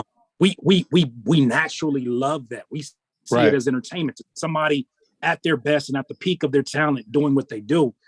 It's just that we consume quantity, but we don't necessarily appreciate and fall in love with the quality that is produced by quantity. But we consume because it's what we do. That's what we do naturally. It doesn't matter what we be consuming. We do it anyways. But I'm now on the swing of every time I release, I need to walk away with a sweat. So I walk every time I do another, like this last time, I was up, bro. I woke up at 7 a.m. and I started editing about 9 a.m. I didn't finish my last render until 7 a.m. the next day. Now, I'm not saying that's the right way to go about it, but that's how much I'm enjoying the process and how much I'm putting into every video. And I don't do that like this. The only reason I share is because you're asking the questions. But if anybody asks, I'll just say, I'm just editing like anybody else, because the badge of honor is not the amount of time I put into it. It's knowing that I'm sitting down and giving my best instead of sacrificing my best in the name of quantity. And I tell you, it has given me more balance, more happiness, because I'm not forced to wake up every day and say, what half-ass content can I produce before 10 a.m.? Or what can I pull from one of my other pieces of content to create a moment and, get people excited? I just felt like I was aimlessly posting and just going about things instead of having a plan. And now I don't feel any pressure. I feel like my thoughts are so much more clear without having to force myself to figure out a campaign for social media and things like that. And I feel like I'm a more attentive father and husband. So I've been in my cave, but every time I come back out, I try to make sure that I make it count. That's the big thing. So let me ask you this, because I'm hearing you on all of this, and I think it's dope. And by the way, congratulations for having that epiphany. I think that's amazing. Anytime. I'm a fan of pivots. Obviously, I love it. To me, and when it's coming from someone like you, I always know it's because you learned something new. It's never just because, I'm quitting something because I don't like it. It's usually, most of the time it's like, I have an idea and I've learned something new and now I have this new idea. And so, okay, when you're looking at what you've done for your company and what you've created, right? Because this is, dude, I am, to be 100% honest with you, I'm constantly accused of being overachiever, overworker. Constantly. My team constantly telling me that. Constantly. Me too. Okay, so, but here's the part that grabs me, or at least fucks with me, because I'm like, I think what I am addicted to is challenging myself. Like I have to always be doing it, and I know it's not always the healthiest thing, and I am working on it. But when are you still getting that feeling of like, am I doing enough? Is this, because I know 17 now, and trust me, I know the editing game. I spend most of my time on that. Is it enough for you artistically? Like, are you like, yeah, this is not making me go to bed at night going, fuck. Like today, I only learned lighting when for you a month ago or 2 months ago, 3 months ago, it would have been, I did a beat. I made a bunch of beats. I did lighting. I did camera stuff. Like, do you still get the feeling, or how are you dealing with that feeling? You know why I don't? Because I finally found something that encompasses all of my passions in one. And this is filmmaking, to be clear. This is filmmaking. Yep. But it doesn't, even with filmmaking, it doesn't mean that music is out of the picture, because the content is music focused. I like, for instance, I have a video coming out tomorrow called 24 hours to make a beat, song, artwork, and drop it from scratch, pretty much. Oh, wow. And, like, the challenge at first, when I sat down and I started like scripting this out, I was like, this is really ambitious, because now it's not a matter of cut the camera on, do the intro, do the outro. Now it's like, what's our locations? So there's a lake that's by my house, and we went out to the location. I scouted it a couple of days before. Once I understood that my joy didn't come from the quantity of work that I was doing, but it came from the quality of the experience. Once I was able to identify that the journey is so much more important than the end result, and that I actually fall in love, what you're talking about, that obsessive feeling. I obsess over how things come together. I obsess over how to put these pieces together. I obsess over, and it's been true since I was a full-time artist with even a paid dues campaign. I love to campaign. Yeah. Right? I love to promote. I love to promote, not promote. I love to campaign. I love the campaign aspect of a promotion. So now think about this. I have been known for being a producer. I've been known for being an artist. I've been known for being inspirational, motivational, creating curspirations and videos like that. I've been known for some of the funny stuff that I do. I've been known for like having an eye for, just having an eye for things. I get to do that all within an 8-minute video and test myself to my highest limits on every single one of my arts. Now it's not a matter of sitting down here and making a beat that I'll forget about in a week. It's a matter of every single time I sit down, because I have a plan. And somebody, like what you were saying earlier, somebody may look at this and say you're being overachiever, you're overworking. Well, that's my nature. And I have to embrace that, because part of what makes that annoying to other people also makes me great at what I do. Yeah. So if there's something you appreciate about what I do, know that that's part of the ingredients. And the secret that's how sauce. you got there. Yeah. So I have to, like, this is the way that I am. Like, even recently, I've been told I'm too strategic, but I'm the person that people go to when they want to create some kind of a strategy around something, whether it's go to YouTube or bootstrap a YouTube channel. So I have to embrace these things and realize that, your flaws are only your flaws when you're using them wrong. So my flaws in this situation could actually be to my advantage. All right, I'm overachieving. I do too much. Well, these videos require 2 to 3 hours of just typing the script and mapping it out and trying to envision what the video looks like before I do it. And then actually sitting down and creating a shot list and knowing what kind of shots, studying cinematography, going on Skillshare and learning about my camera, talking to the homie Stolen Drums, who beyond an immaculate producer, he's an amazing videographer as well, cinematographer. So I consume that. But the thing about it is, the reason why it sounds so overwhelming to other people is because they got so much on their plate, they can't even fathom taking those steps. That was me not even a few months ago. Now I'm getting my full portions. From doing this piece of art right now. So I'm just staying in the moment. Obviously, this can change in 3 months, but right now, this is giving me everything that I need. Because at the end of the day, if I wasn't making music, I would need just something creative to feed my soul. Another point I want to make. I've been video editing longer than I've been making music. And that was just something I thought about not even a month ago. Huh. Explain that. The first thing that I've done creatively, at least in school, one of the first things, because I used to be really into like writing. I used to love writing stories and nonfiction or fiction stories and all that stuff. But the first creative thing that I did wasn't music. It was actually editing this. You remember the N1 mixtapes, the basketball street ball mixtapes? Yeah. Used to have the music to them.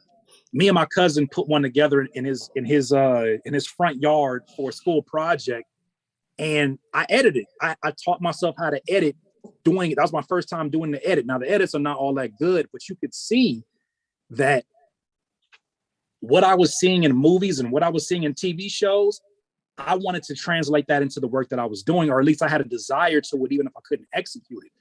I've been doing that years before I even started making music and really didn't even think about that. Yeah. Right? Yeah. I'm probably 15, 16. I didn't start making music until I was more 17, 18.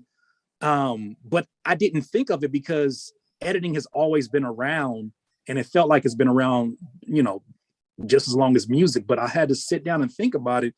I was showing my wife one of my old videos, and I was like, I've been editing longer than I've been making music. So as I started making these videos, it's so funny. It's almost embarrassing to say, but like, as I started making these videos, I remember the first time I did one of these first videos, and it took me like 16 hours of editing. And then I turned the computer off. I was dead tired.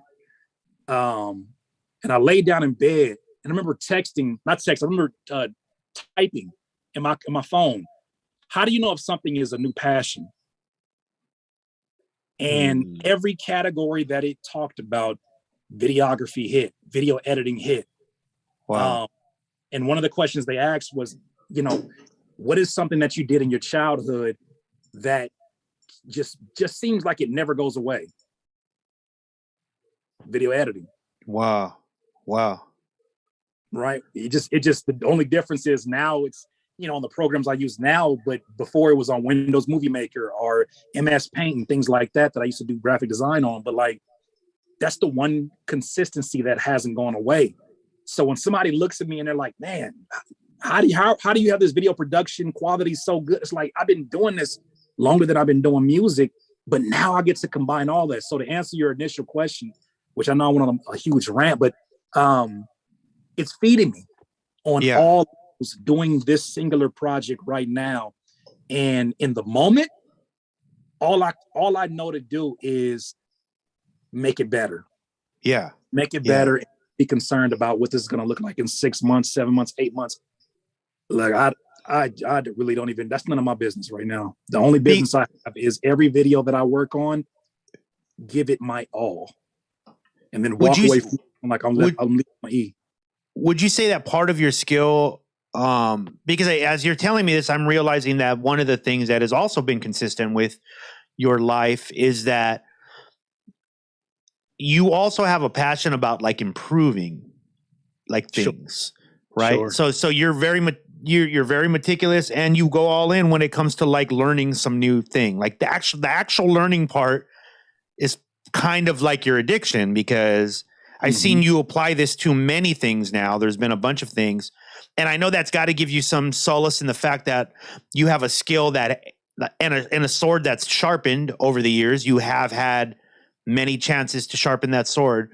But when you take on a new challenge like this, do you get or do you still have like imposter syndrome? Do you get that still when it comes to like anything you do anymore?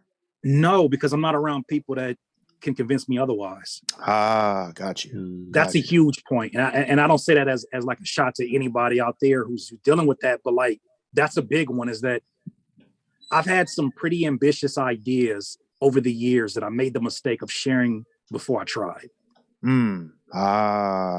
Because I'm like, I've been so cut off from everyone and everything. Usually the only person hearing about these ideas are like my one of my best friends, Epic, or like my wife. Yeah. But even with my wife, she knows me so well that it's like, she's looking at it like, oh my God, you're pivoting again. Like, just long as we can take care of the bills and you're pivoting again, like this is risky. But it's like, that is my nature, is to constantly be evolving. That's what gets me up in the morning and makes me put my feet on the ground and get excited about the day, is knowing that there's something that I suck at that I have the opportunity to take some more shots at. Yeah. I love that. I love that no matter what it is, because I know that I'm not going to always suck at it. So now it's like, man, like, I don't know, like, I don't concern myself about the imposter syndrome, because I feel like no matter what it's been, I've been, in somebody's eyes, I'm an imposter on everything that I do.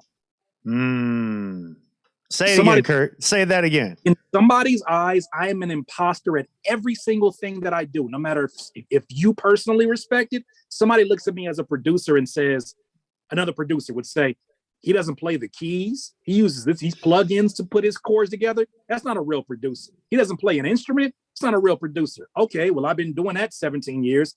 It's done pretty well for me. Okay, so you get somebody else who's like, okay, these are not, how dare you call these things short films, right? Do you even have like listen to your sound, and the composition is not, your leading lines. No matter what I do, I'm going to be an imposter to somebody. So when I get away from all that, when I get away from everybody who can tell, who, and it's not always malicious intent, but when you get around people who've never achieved it, how the hell are they going to tell you how to achieve it, or that you have the possibility to? Only thing that you can rely on at that point is that they have an encouraging heart to encourage you to go at it anyways. But they don't have any evidence of it, so you can't blame them. So I just, naive as it sounds, I'm not around people long enough to get discouraged. And I also just don't share these ideas. Like, I understand how many times have you given artists advice and you're like, damn it, I should have did that for myself. And then you do it and it works off. Yeah. So I'm in that boat now where it's like, I get to execute on these ideas without somebody telling me, that's not going to work. You probably shouldn't do that. And then I get to see for myself and learn from the best teacher, which is experience. And then when that actually works, I get to just sit back, brush my beard and be like, Yep. Trust yourself. Trust yourself. And then put your head down and go to the next thing. Wow. Dude, I think that it's, I always find it interesting. And this is why, I mean, obviously, you know, I always love talking to you, but I always find it interesting when somebody, you know, of your creative nature, because I mean, that's the thing, you've surrounded yourself with things that help your creativity move forward almost your entire life. Not just like the actual physical things, but even like spiritually, like what you bring into your life spiritually. I'm sure it went into you choosing your significant other. All these different things kind of feed into you having a heart and a mind that stays creative. But talk to me a little bit about the times when, because I know this has happened. I've seen you talk about it. Like when none of it feels like it's enough, like when you can't shake that, you know, what depression or whatever, you know, whatever you define it for yourself, the sadness, maybe the overworking, the tiredness, like how are you dealing with those now, those situations now? Cause I know, I mean, you talked about having a situation like that not too long ago, really. Yeah. Well, when the iOS change occurred and ads were not being serviced the way that they did, I ran into a situation in which my business lost thousands and thousands of dollars.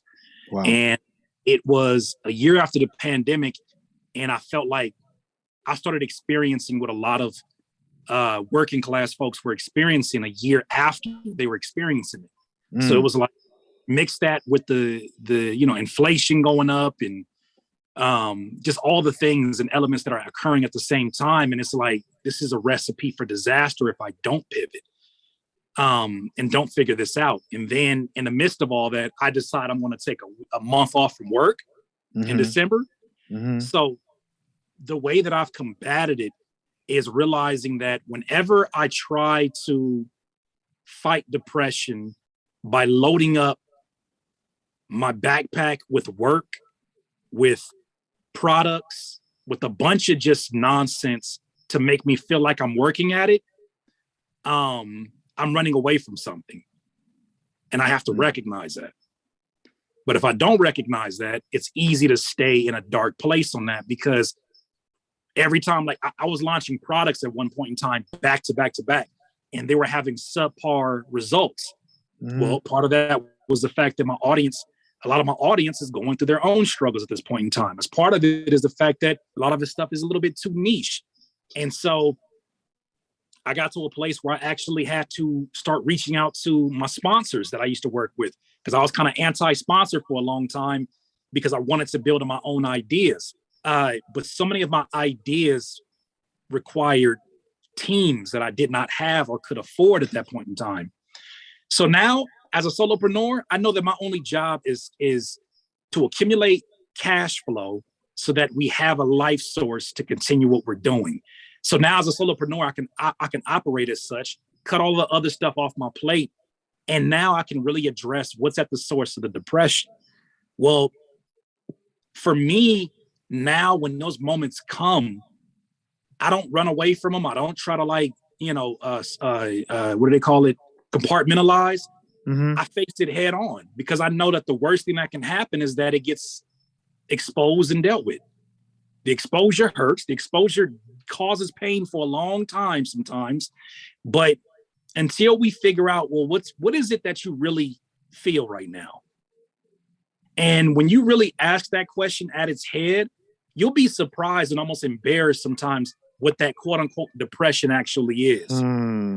Sometimes we put mental health and depression tags on things because we're having a bad,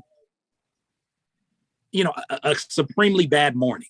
Right. Other times we'll do it so ridiculous to where we just got gas. Yeah. Right. Just normal life shit is happening. Normal life shit, but it gets compounded when you make it mean more than what it actually means. Yeah. So now when those moments come up, bro, I'm like, first of all, is it that deep? Second of all, where is this thing that I'm feeling pulling me? Is it pulling me into the past, the future? That's already the problem. What can be done right now where I'm standing right now? If nothing can be done and it's out of my control to do anything about it, the hell am I stressing about? What am I really stressing about? I'm just causing myself pain and causing myself to go down that spiral that led to those health issues. Again, now I'm doing it voluntarily. So I got sick of my own shit. I got sick of my own shit and I have to call myself on it. And it's a constant battle to do that. But now it's like, I don't leave any space for that because I've occupied it with things that actually fill me up. With spending less time on social media, it leaves me more time to read books, listen to audiobooks, consume content that I actually care about, that actually feeds me. It gives me more time to create more ideas. What's crazy is doing these videos caused me to get out the house, and I've been a homebody just like a lot of folks for the last 3 years. Wow. And now my who's like, she hates being in the house. She's going out in these videos and shooting the videos with me. She's helping me shoot she's scouting locations. Yeah. So, yeah, I mean, is that a big change up though, Kurt? Because I mean, at one point, being a homebody was almost a source of pride and a source of, I'm at home, I'm working, this is what I'm doing. Yeah. The switch from that. I mean, what ultimately happened, Kurt? Like, I mean, because you're talking about like the depression and being ready for it but what is a depression that was common for you? What is something that would come up? Like, how was your depression manifesting, if you don't mind talking about it? Usually it manifests itself in finances. It's always been yeah, gotcha. That's a huge one for me, is that no matter how good things get, it's always in the back of my mind where we have been, and it's always in the back of my mind where it can go. Yeah. Sometimes I don't want to go back thing. I don't want to go back to that. And even sometimes it's like wanting to make up for lost time when these financial blessings come. So it's like spending money emotionally. Oh, I got you. Sometimes it manifests itself not even in just like, I don't buy flashy things, but when it comes to investing into my business and finding like, lenses and things that I'm into now, like I'll spend and not even think twice about it. And as much as you can, like, we can champion that because we're businessmen, at what expense? And where's the limit? Right. And at what point in time do you say to yourself, yes, I'm investing in myself, but I'm investing in myself today. How much am I investing in myself when I'm not going to be, the same young, able-bodied human being? What will I leave myself there? And we're always convincing ourselves that we're investing the time now to make ourselves be in a better position. But it's like little things like that, where I recognize the reason why I'm feeling these angst feelings towards finances is because I feel like I'm not doing enough for the future. Everything is all about right now and reinvesting all the money that I get from my plugins back into the plugins, back into the ads, back. And yeah, that's a normal thing for a lot of people. But then I also think about, there's also a silent anxiety that pops up where you're like, but what happens if you reinvest, and then at the end you're left with nothing except for experiences? And so I think about that. But then little bitty things like starting up a extra savings account where I shave off 1% of every dollar that comes into my business, shaving off just 1%, not even 10%, just 1%, shaving that off and putting it into an account that I specifically name my peace of mind account, helps ward off a lot of those manifestations of depression. Oh, wow. Little things like that, because it feels like there's nothing worse than feeling terrible and feeling that terrible feeling and that almost weight of depression and doing nothing about it. Do you ever, the word like making it, like, does that ever change? Because like, do you ever have a point where you're like, oh, I made it, and then so many things happen, then I made it again?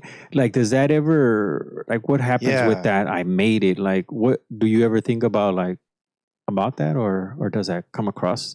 So in that YouTube video that I did about Kanye and about wanting to be the next Kanye, I think that was one of the last like full campaigns and manifestations of, I can't wait till I make it, quote unquote. And even there's times where even with my products, I'm like, this one's going to hit big. And what I'm recognizing is that so much of that mentality has been inserted in us through movies, through listening to success stories, ultra extra, how can I put it? Extraordinary success story. Yeah. That has been implanted in us. And yet there's so many people that we have never heard of, don't know their first name, last name, may not even know the kind of business they do, who have that success on a financial level. They just don't want the fame. And I think about those people often, like, how many more of those exist than an actual quote unquote Kanye West, who's very open about his finances? Oh my God. About, like, how many more of those people exist who are living a life? And it's like, I live near people who are living that. And I'm looking across, see this dude got a Hummer yacht and all this stuff. And he seems like he is at peace just throwing the Frisbee to his dog. And it's like, I don't know about his life, but I look at it and I'm like, if you only think about success from the lens or the perspective of hitting it big, when is the ultimate big? What is the ultimate big? How do you define what big is? Because every level, there's another level to go to. So my making it big moment was when I got to myself to a place where I knew I wouldn't have to starve for things and I could do what I'm doing right now. Getting into this place right now, the reason why it's such a big deal and why I bring it up so much is because of how much of a step this was towards that peace of mind. Cool, got it. I'm in a place, I got it. But now comes the reality of things people don't talk about, which is the silent depression of success. If you don't line up another thing after you succeeded, a thing that you thought was so far away. Because then when you get it, you start asking questions like, was it worth it? Yeah. So now, man, like making it big is just it. I would rather not even give thought to what that is. And instead, if I care so much about the big picture, then I can't focus on just that. I have to make sure that I do the little things that I hate right now. Right. The very like ridiculously minute things, like spending 6 hours learning about lighting on Skillshare. Right. Such a very small portion of why would you do that? You're not trying to be in hot. It doesn't matter. I know what this means to the big picture. And instead of focusing on the big picture, which is what a lot of people say, so many people focus on the big picture and ignore the very minor things that are very important to the picture even existing. So now, no making it big is in my head. I just have a you can call it naive belief that it's going to happen. It's not a matter of if, it's a matter of when. So I ignore even the vision of it, and I just sit back and zone in on the work that I'm doing right now, being everything that I can give that piece of work. That's why I stay up till 8 a.m. this morning. Got like 4 or 5 hours of sleep. I'm gonna make up that stuff this week, but it's like I believe so much in it. I'm not focusing no more on the big picture because it's a distraction to the actual work that I got to do right here, right now, for sure. Wow. That reminds me of my first tour when I was like, we got a tour and I was like, we made it. And I'm like, oh, damn, there's so much more to it. And I was like, oh. Yeah, I remember the end of that tour. And we were like, what the fuck was that? Nobody tells artists about that either. Like when you go on tour and the very minor things that you're so worried about, the shows, meeting new people, seeing new venues, eating new food, going to all these different places. What about when it's been 3 or 4 days and you have not been able to find a clean pair of drawers? Yeah. You know what I'm saying? Like things that nobody thinks about that when they think about touring. Like you going to Walmart and you buying new drawers. You didn't ran through all of those, and you have not been at a hotel or motel that has any kind of washer and dryer or even a laundromat in a 20 mile radius. You got to save gas because you're obviously planning for more than just yourself. So it's like those little things can make the big picture look different. But for somebody looking at that and saying, this is one tour of many that I plan on doing, This part is so important, even though it's frustrating. It is so important that I will go through this and smile through this, even if I don't like it, because I understand what this means to the big picture. Yeah, man. Correct. Yep. And I think that it's, dude, it's always, obviously it's always inspiring to hear from you, but it's also, I love that you are in love with like the mechanisms of how all these things work, right? I feel like you love to study the pieces and where to place them and how to create because I mean, the reality is without a strong mind, a lot of this can be a deck of cards, right? Like the music industry as a whole, if you're trying to get into it, if you are not doing the work, if you are not strong enough to, or at least aware enough to strengthen yourself enough to get through this business, it can fall like a deck. Everything you do can fall like a deck of cards. Every single thing you do. And so when you're looking at something like this, like filmmaking and getting into something that is now calling every facet of what you've built yourself to be, right? It's calling, I'm sure you're thinking about scoring, you're thinking about framing, you're thinking about lighting, your own personality, the way you look, what you're doing, all these different things all in one. Do you find that accepting that as all one thing is easier for you than doing that in pieces? Is that why you like the filmmaking part? I right now am at a point where being able to take this at a, like the old saying of how do you eat an elephant? You say one piece at a time. I've been so used to trying to eat multiple pieces of the elephant in one sitting that this is a relief for not just me, Curtis King, but me as Dewan, as a human being, as my body feels different, because it's like, cool, we can sleep in today. And then on top of sleeping in, not feel guilt for sleeping in. On top of that, not feel like, my self-worth and what my business is worth is predicated upon vanity statistics, likes and shares and engagement points and factors and algorithms. Like, one of the craziest things that I shouldn't say crazy, but one of the most comforting things was when I started studying the many YouTube algorithms that exist, because it's not just one algorithm, it's many different algorithms. Recognizing that no matter what these algorithms, strategies, or formulas are, they all come down to one important factor: making sure that you create content that keeps people highly engaged and wanting to watch more, wanting to stay eyes to TV, eyes to phones, eyes to whatever, the two. When I know that my work is, the success of my business and my work is all dependent upon my ability to present the best thing possible, it's less pressure for me. As weird as it sounds, it's less pressure for me, because it's like, all I got to do is just work on this week. And I'm not saying it like, let me not belittle that, because it's hard for me to do these videos every single week. So I do them every other week.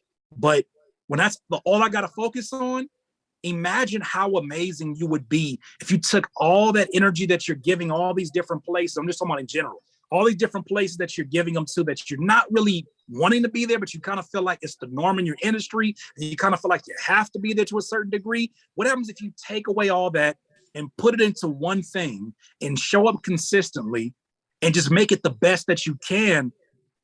Of course, that's going to naturally keep people engaged. And if it keeps people engaged and excited, even if it is 5 people, those 5 people show metrics that are interested and that are super high, the algorithm works for you. The algorithm says, cool, you finally made it. Stuff that people, it's in your smaller audience, they love it. Now let's find more people that look like them. Let the AI system work, because it's not against anybody. Trust me, it is there, and it's designed to find the people that are the most likely to love what you're doing. Not kind of like it, love what you're doing. When I saw that and saw the lifespan of the AI and how it works, I don't have to worry no more. I trust in that when I put these videos out, I gave it everything.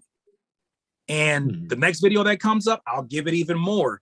But I gave it everything. And I don't mean just the video itself. I mean, I had to go back and learn ways to manipulate the rule of thirds for my thumbnails, how to get my click-through rate back up. You know what I'm saying? Like making sure that the titles are now more compact and concise and get straight to the nitty-gritty of what I'm trying to convey. For a lot of people, it does sound too strategic, but for me, the way my brain works, this is peace for me because it's a balance of all of that for me. You know what's interesting, Kurt, is the word that popped into my head as you're describing it, because I'm hearing, I mean, there's a lot of things that are really triggering me because I know there's things that I need to work on in those areas, but what you're saying is actually, which is weird. This is from your mouth to my mind. The thought that came out was like comforting. Like I'm like, there's something strangely comforting about that.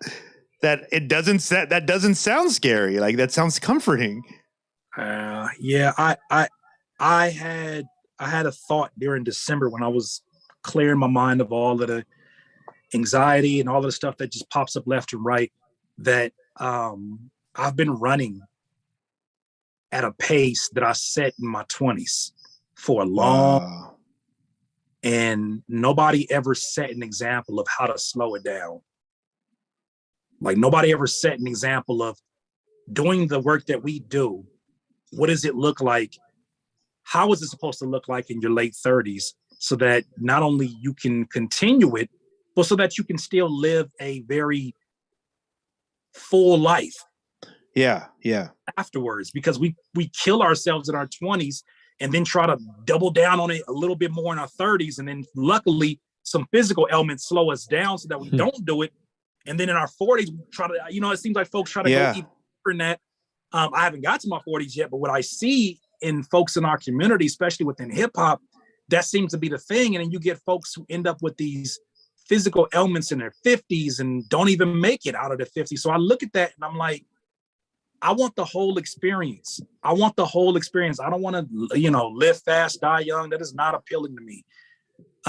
What is appealing to me now, especially, is looking at this from the full scope and saying, if I do the work that I know is my best and I walk away from it saying, whew, I don't know if I could do it again if I had to do it all over right now, but damn it, I'll pick it up next week and I'll do it again. Wow. Wow. That kind of work will fill you up so much because you know that you left it all on the field. Nothing is worse than doing all of the stuff we do, putting your work into many different places and asking the question, damn, why is it not popping off? Why is it not working? Now I don't have an excuse, but I'm looking at the numbers and I'm like, it's working. Even if you look at a video and you're like, damn, this video got 12,000, this one got 4,000. They don't recognize the fact that I am slowly healing my YouTube channel to where people who have been part of my 200,000 subscribers haven't seen a video from me in 3 years, even though I've been releasing consistently, haven't seen a video on their feed for 3 years because I X myself out of their news feed doing all this random content I was doing. Now, by making this type of content, slowing the process down and really putting as much as I can into these pieces of content, they're like, damn, I ain't seen you in 3 years and now you're popping up on my feed now. That's because I'm repairing it now. Wow. So instead of looking at this as like, oh, this only got 4,000 views, bro, you did like 26 hours of work for this video. And I had fun. It got me and my wife out the house. And on top of that, the big picture, every video that I do this, the retention goes up, right? The last video I had an average retention. The video was like, for those who don't know, like retention is basically the amount of time that people watch your video, for how long they watch your video. Mm-hmm. This video got up to like 3 minutes and 52 seconds, which in this short attention span, especially. Yeah, that's a lot. It's crazy. Yeah.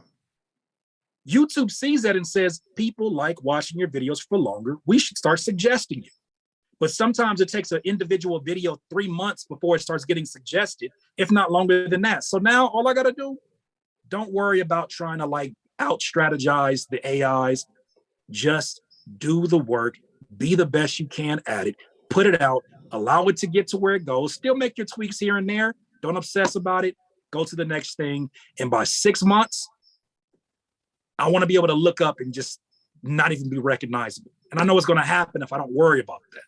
Yeah. Mhm. My brother, as always, bro, dropping fucking truth bombs up and down the fucking internets right now. Yeah, man, you just got me thinking about a lot. Same and here, I always man. know that's a good conversation. Every time I have a conversation with you when I get off, and I'm like, fucking Curtis, god damn it. He's resetting me. Dude, I'm not gonna keep you too much longer. Dude, thank you so much for being on. Before I let you go, I had Madam Manifest herself, Lesa J, on right before you. Yup. Amazing conversation with that young lady. Obviously, you know, I don't have to tell you.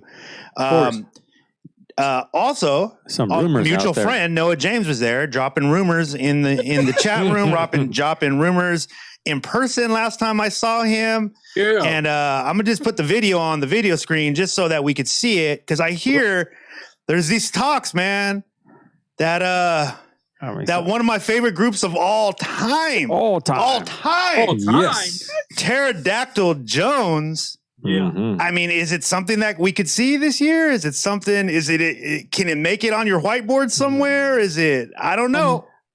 I don't know what you guys got going on Thursday, but it might be a good time to watch the live stream. Your live stream. Yeah, I haven't said this at all. He and I just talked, but Thursday might be a good day to tune in, because booyah. You got an hour range in there you can throw us. What time are you going on? I gotta get the time with him, but I'll have all that stuff rescheduled. So I have it scheduled out by Tuesday so that you'll see it. It'll be more so, I guess, in the afternoon, but even then it's gonna be a replay on there. But that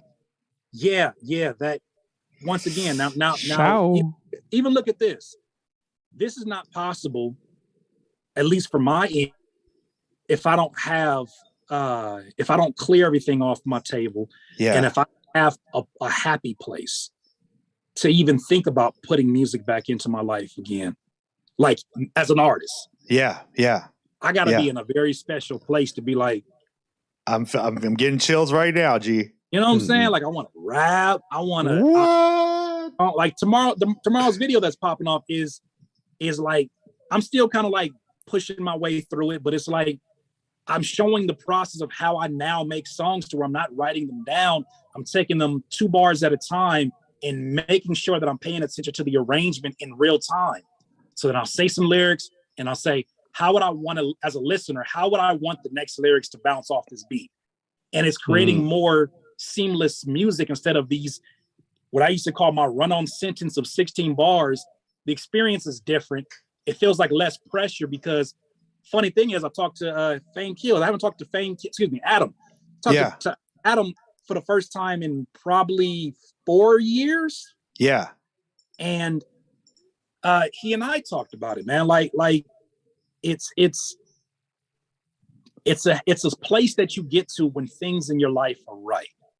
So now there's no pressure of and when I say things that you're right, when you're younger, you're always thinking about, all right, when I put this album out, like my whole world has to change, or I have to get signed, or I have to get on a festival, or I have to, it's always something, instead of focusing on the very thing that you started doing this for, which is just making the music. Now I'm excited about getting in here with my bro and just throwing these ideas together. No pressure about like, oh, if we do that, then it's going to be hard for us to get these up. No. We just gonna make the best music that we can.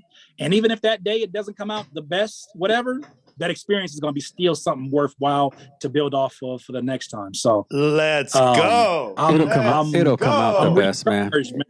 I know he been on 10, so I can only imagine. Let's go, man. All right. Well, there it is, ladies and gentlemen. Woo-hoo. There it is. We told you we would ask. He's given somewhat of an answer, I think. Either way, you got to show up to the live. I think that's the bet to do, right? Like, that's what you got to do is show up to the live. You don't have a choice. Oh, man. I can't wait. I cannot wait, dude. There is a... Speaking of editing videos, I could share this with you. A long time ago, I made a trailer for Platform Collection, right? And it was actually dope. It got a lot of views. People really like it. And it's just like a voiceover, us kind of talking about our vision as we're showing all this footage. And it ends like the last scene in it is a scene of you and Noah performing Shimmy Shimmy at Glass House, and the crowd is going nuts. Oh, yeah. Yeah. And it, bro, to this day, it gives me chills. I was there. I was filming it from the front, and I remember it, and it was so amazing. And the excitement that I think just even the community, because it's something like just on some hip hop shit, man. People love it. You know what I mean? People love y'all, and people love y'all together. They love the story. They love it all. I'm excited. I can't wait. Let's go, Kurt. Let's go. Yes. Before you let me go, two things. One, I got to make sure that one, let me acknowledge this, especially because you brought up Noah. I put up a bunch of my old music, so I got like 60 songs and 4 albums that I put up that were like collecting dust. Like I got a couple projects from 2009, Snake and Night, The Storm of Mars, 2010 Jetpack on E, my Tichophobia debut album. I had to make sure if I uploaded them again, I had to make sure everybody got their splits and everybody got their money. Every producer, every artist, everybody that I worked with, I had to make sure they got paid. So that's one. It sent me down memory lane listening to these songs and thinking about how when I first came out to the IE, it was folks like Noah specifically that iron sharpened iron. And I just remember listening to the artist that I was before I met him and my Black Cloud brothers, and just how much I sharpened after that. So I'm excited about having that in my life as well, working with him again, because at this point in time, it's just dangerous for me to sharpen what I already have. Yes. Because I feel so much momentum. That's one. Yeah. Two, I got to make sure that I leave y'all with your roses, because I appreciate this platform so much to the point where I was getting ready to shut off and go back to my cave again, because I was like, I'm talking too much. I'm being out. I need to get back to my place so that I can manifest, get these ideas out here. But what I love about coming here is the fact that I know you're going to always ask something that I have not been asked, or you're going to ask something that I've only been thinking about to myself. And you find at the heart of it, like your skills. I mean, first of all, as an MC and as an artist and as a visionary, both of you is out of this world. But your interviewing skills and your ability to tap into the things that the artist really cares about. I don't think you understand how much that feeds our souls. So I appreciate you. And I'm grateful for having the platform to be able to express these ideas, because otherwise I haven't been doing live streams and I don't have any other place that I want to even share them. So when my friends invite me to places, I want to dump these ideas off and allow people to kind of get a glimpse of where my head's been at. So just want to make sure I said that. And, thank you. Huge thank you. Thank you, man. It means a lot. Obviously, you know that. Much love to you and the fam. Please again, now that technically you're back. You're technically back. Please make a stop as many times as you need to. Come through, please. We love to get updated with everything you got going on. Obviously, you always have a home here. Always welcome. Always. We love you, man. And I'm looking forward to the pivot of the year, yo. Let's go. Man, I am too. And until then, I'm going to just stay in the moment. Word up, my G. We'll talk soon, my friend. Thank you, Curtis. Talk to you soon. Peace. Yep. Ladies and gentlemen, Curtis King. Whoa. What a story. Dude, does he always... Yeah, man. Does it always feel like he kind of knows what we need to hear too? Yeah. Yes, like he kind of always does that, right? Like we were just talking before we came on the air, as usual, and Kurt taps right into that energy stuff we're talking. I know he hit a lot of stuff that I needed to hear for myself. A lot of stuff that you needed. You guys might not have been seeing, but I was here pointing back at Eddie every time Kurt was talking. Like I'm like, there we go. There's another one. Mm-hmm. There's another one. Man, guys, shout out to Curtis King. Shout out to all you guys who caught that live. Thank you for catching it live, by the way. You guys don't have to do that. Sundays, 7 p.m. Sundays can be tricky for people, but I love the fact that you guys get to get the behind the scenes stuff sometimes on the live show, because we edit some stuff once we put it back up on the recorded version. So you're going to be able to catch that whole interview anytime you guys want. Within the next 24 hours, it'll be back up on Platform Collection. Please go to Platform Collection YouTube, subscribe, share. We're trucking, man. We're steady at this. We're going to grow this one way or another. Right. Our train is still moving. Our train is moving. and having people like Kurt and Lesa on, it doesn't, I know you guys probably get a lot out of it as listeners. Trust me, as a host, I'm getting a lot out of it. And I'm thinking of you guys in my mind when I'm asking these questions, because I'm like, how can I ask the question that the person that's listening right now really needs in their own life? So I hope I do that for you. Again, our doors are open. You can always DM myself or OG Hip Hop Eddie when you see a flyer go up for a guest and maybe you want an answer. I will literally ask that question to the guest, or will at least try. So we're definitely trying to get the information for you guys. But if there's more information, I mean, we learn from you guys as well. Please believe it. Please believe it. The listeners, the supporters, I learn from you guys all the time. It's very humbling dealing with you guys, and we love you guys. We love the fact that we can hopefully bring you guys some good information from artists that we really respect. We don't bring anybody on this show that I don't have the utmost respect for, and I'm a fan of, and they've inspired us. And I also can verify that they do the work that they're talking about. Yeah, man, like you were speaking earlier about the energy. I mean, being through so many years doing these podcasts and me just kind of studying the artist's mind, that connection energy, you know, when we would drive from San Diego to Los Angeles or up north, San Francisco, wherever we were going, and we had to do interviews, we always had a conversation. Yeah. And when we showed up to and started the interview, that conversation seemed to answer our questions that we were having in the vehicle. Yeah. And even vice versa, the questions that the artist was having. So hasn't it always been, it's like we talked about things being comforting. That has always been comforting for me. It's for lack of better description, every time something like this happens, I'm always like, cool, we're on the right path. Yeah. Like we're finding the information that we need to find.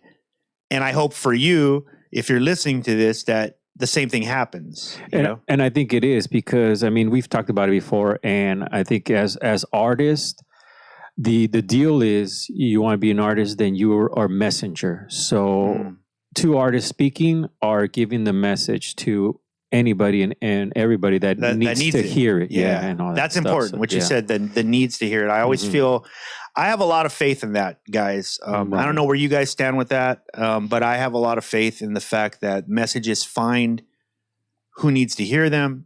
It has helped me tremendously in my artistic approach on how I approach my art. Right. It's taken a lot of pressure off the fact that I know that whatever I make will find the people that it needs to find.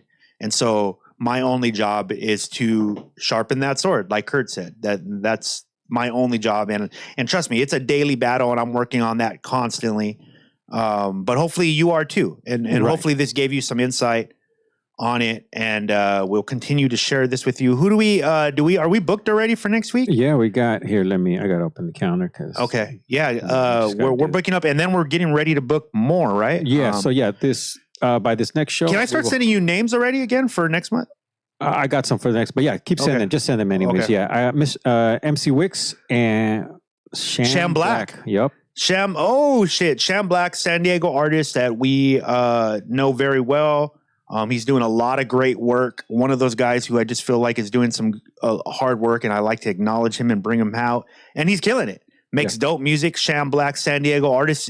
If it's the first time you guys getting familiar with him, trust me, you will not be disappointed at all. And none other than the legendary MC Wicks, the young legend himself, the young OG Fresno stand-up. MC Wicks will be in the house next week. So Sham Black, MC Wicks, Platform Collection, Sunday, 7 p.m. next Sunday. It's going to be on and popping. And by the way, do we have when is Gene's show? Beat Block TV. If you guys don't know, next one is on the 28th. On the 20th, so next Wednesday. Yeah, so the day after our next interview. Yes. You're going to be able to catch Gene Flow on Beat Block TV. Man, they are killing it over. Congratulations to you and Gene Flow for putting together that show. Amazing Eddie books that show as well. I got to get some names some music that forward over to him. There. Yeah. And you know what? I'm thinking about doing, what do you think about this, having Beat Block come over and do a takeover for Chris Sees the Internet? We could do kind of like one of those Marvel crossovers where we go take over Beat Block. Yes. Gene comes here, and then maybe we even do something with the new kids on the block, the Heartful Truth. Check out Melly and Seven; they're killing it. Yes, they got Noah James coming up next on the Heartful Truth. They talk about grandmas. Is that the episode? No, Yes. that's not the episode that's coming up next. What's it? No, XP came out. Mickey Vale came out. Yeah, Noah James. Yeah, Noah James is coming up, and they're talking about grandmas. Yes, their experience with their grandmas. If you know anything about Noah James, his grandma is literally the epitome of like the essence of his art. It comes from his grandma, and she passed away not too long ago. And it's still something that he's dealing with. The girls lost their grandmother as well. So just imagine that conversation. It's going to be deep. It's going to be insightful. It's going to be touching. And if you've had a chance to check out the previous episodes, amazing interview with Mickey Vale. Let me tell you this. Yes. If you're not from Southern California, maybe you don't know about Mickey Vale. Maybe you don't. Maybe you've had a chance to catch her though, like, because she's been around the world. But if you don't, check out the Mickey Vale interview. Trust me on this one, guys. She's an amazing, accomplished artist. She's a hip-hop artist who turned herself into a playwright.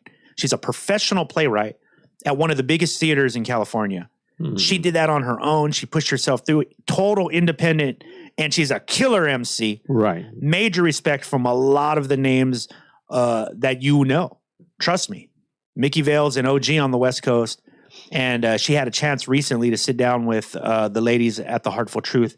And that interview, what Mickey talks about in that interview, if you're an artist and you're stuck anywhere, please go listen to Mickey. She drops some gems. I am more than a 10-year veteran in this game, and I pulled out tons of gems and reminders of how it is to accept yourself as an artist and what that takes. That's coming up, man. I mean, it's out already. Mickey Vale. Yeah, and the Noah James episode drops Tuesday, 3/22 for The Heartful Truth. Check that out. Just subscribe, turn on the alerts. Yeah. This is, if you ever didn't turn on the alerts, or you're like, man, I don't turn on alerts. If you want to support us, turn on the alerts, man. Just so that it pops up in your feed and you see when the new video comes in, you can jump on that, drop us a thumbs up. Or listen to the message. A comment. And yeah, and scoop up the message. Look, we got 3 shows really right now feeding you guys tons of stuff. And then if you're just like, yo, the video thing, you know, I mostly listen to you guys in audio. We got that too, because we got literally one of the hottest podcasts out right now is the Parker Edison Project. If you don't know that show, please get acquainted to it. I'm super proud of that show. What we do on that show for Platform Collection is something that I've always wanted to do. We've always wanted to create this type of podcast that we're doing with Parker.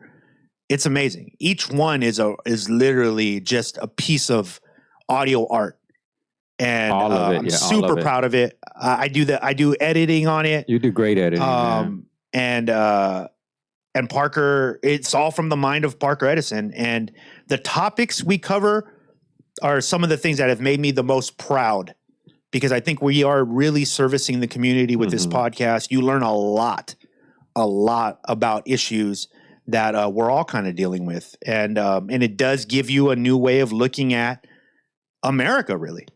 I mean, that's the reality. And that episode drops the day after the Heartful Truth episode, a new episode of the Parker Edison Project on the 23rd. And then we're back on Sunday. And then the next day, Beat Block TV, we in the casa. Yeah. So we got coming up, you know, in the air. For us? For us is Nug Life. Nug Life is coming. Nice. El Nino. El Nino, who you guys might know as Enz, formerly known as Enz. He's now El Nino. And then O'Shea Boyd. Yes. Oh, okay. So O'Shea Boyd was one of my personal picks. This dude, bro, Eddie, you're going to be blown away by him. He is, I think it's like a 3-man team that kind of runs with, and we'll get to the bottom of it, but I think it's like a 3-man team, Friends, and O'Shea Boyd is one of the MCs on their indie label, and he's been killing it. Reminds me of a young Kendrick. I'm sure he's heard these comparisons, even though he has his own style, he has his own thing, but the hunger and the movement and just the knowledge of a young dude with this much insight on life is exciting. So check that out. That's coming up. And then, and I'm back to booking. I'm going to start looking for some more people to bring to you guys and send some names over to Eddie. And let us know if there's anybody you guys want to see. I know we've gotten some requests. I got to look again. Yeah, we got to sit down and look at those names. We've gotten some requests from the audience, people we want to see. And people asked, is 2Mex coming up on Chrissy's DNA? Of course. Of course. He just had a birthday. He just had a show. I just talked to him today, by the way. He's doing amazing. He said, shout out to everybody who wished him a happy birthday. He had an amazing birthday, which I can only imagine. I'm sure he did. I'm sure he had an above amazing birthday. But yes, 2Mex is coming up very soon. So make sure you check that out. But like I said, next week, Shamblock, MC Wicks, Platform Collection, 7 p.m. every Sunday. My name is KILLcRey. That is OG Hip Hop Eddie. Please reach out to us. Again, questions, comments, leave comment on the YouTube page. It helps a lot. It helps it a lot. I know you hear it all the time. And if you got some beats, send them over. And if you got beats, send them over to hiphopeddie@gmail.com. There you go. And you can get on Beat Block TV. Producers, stand up. Please. Thank you to our guests tonight, Curtis King, Lesa J. As we always say, if you want to support us, go support the artists we have on. They're sharing this stuff. It's not like we're paying them $1 million to come on this show, guys. They're literally doing this out of the kindness of their hearts and their want to spread the message and share it with y'all. So y'all don't have to go through some of the things that we all had to go through. That really is the reason I do this show. That is really, really, really, really, really the reason I do this show, because I would love to share with you what I wish I could have got shared with me. And if we can do that for y'all, then that's super dope. And it makes up for anything that I ever missed, to the ability to share with y'all. So we will see you guys next time. That was the internet. And Eddie, I think we saw it, man. Yeah. We saw it pretty good, right? I saw a lot of it, yeah. We do okay with seeing it. We spot it from time to time. Yeah, it's there and it's over here too. Yeah. We'll see you guys next time.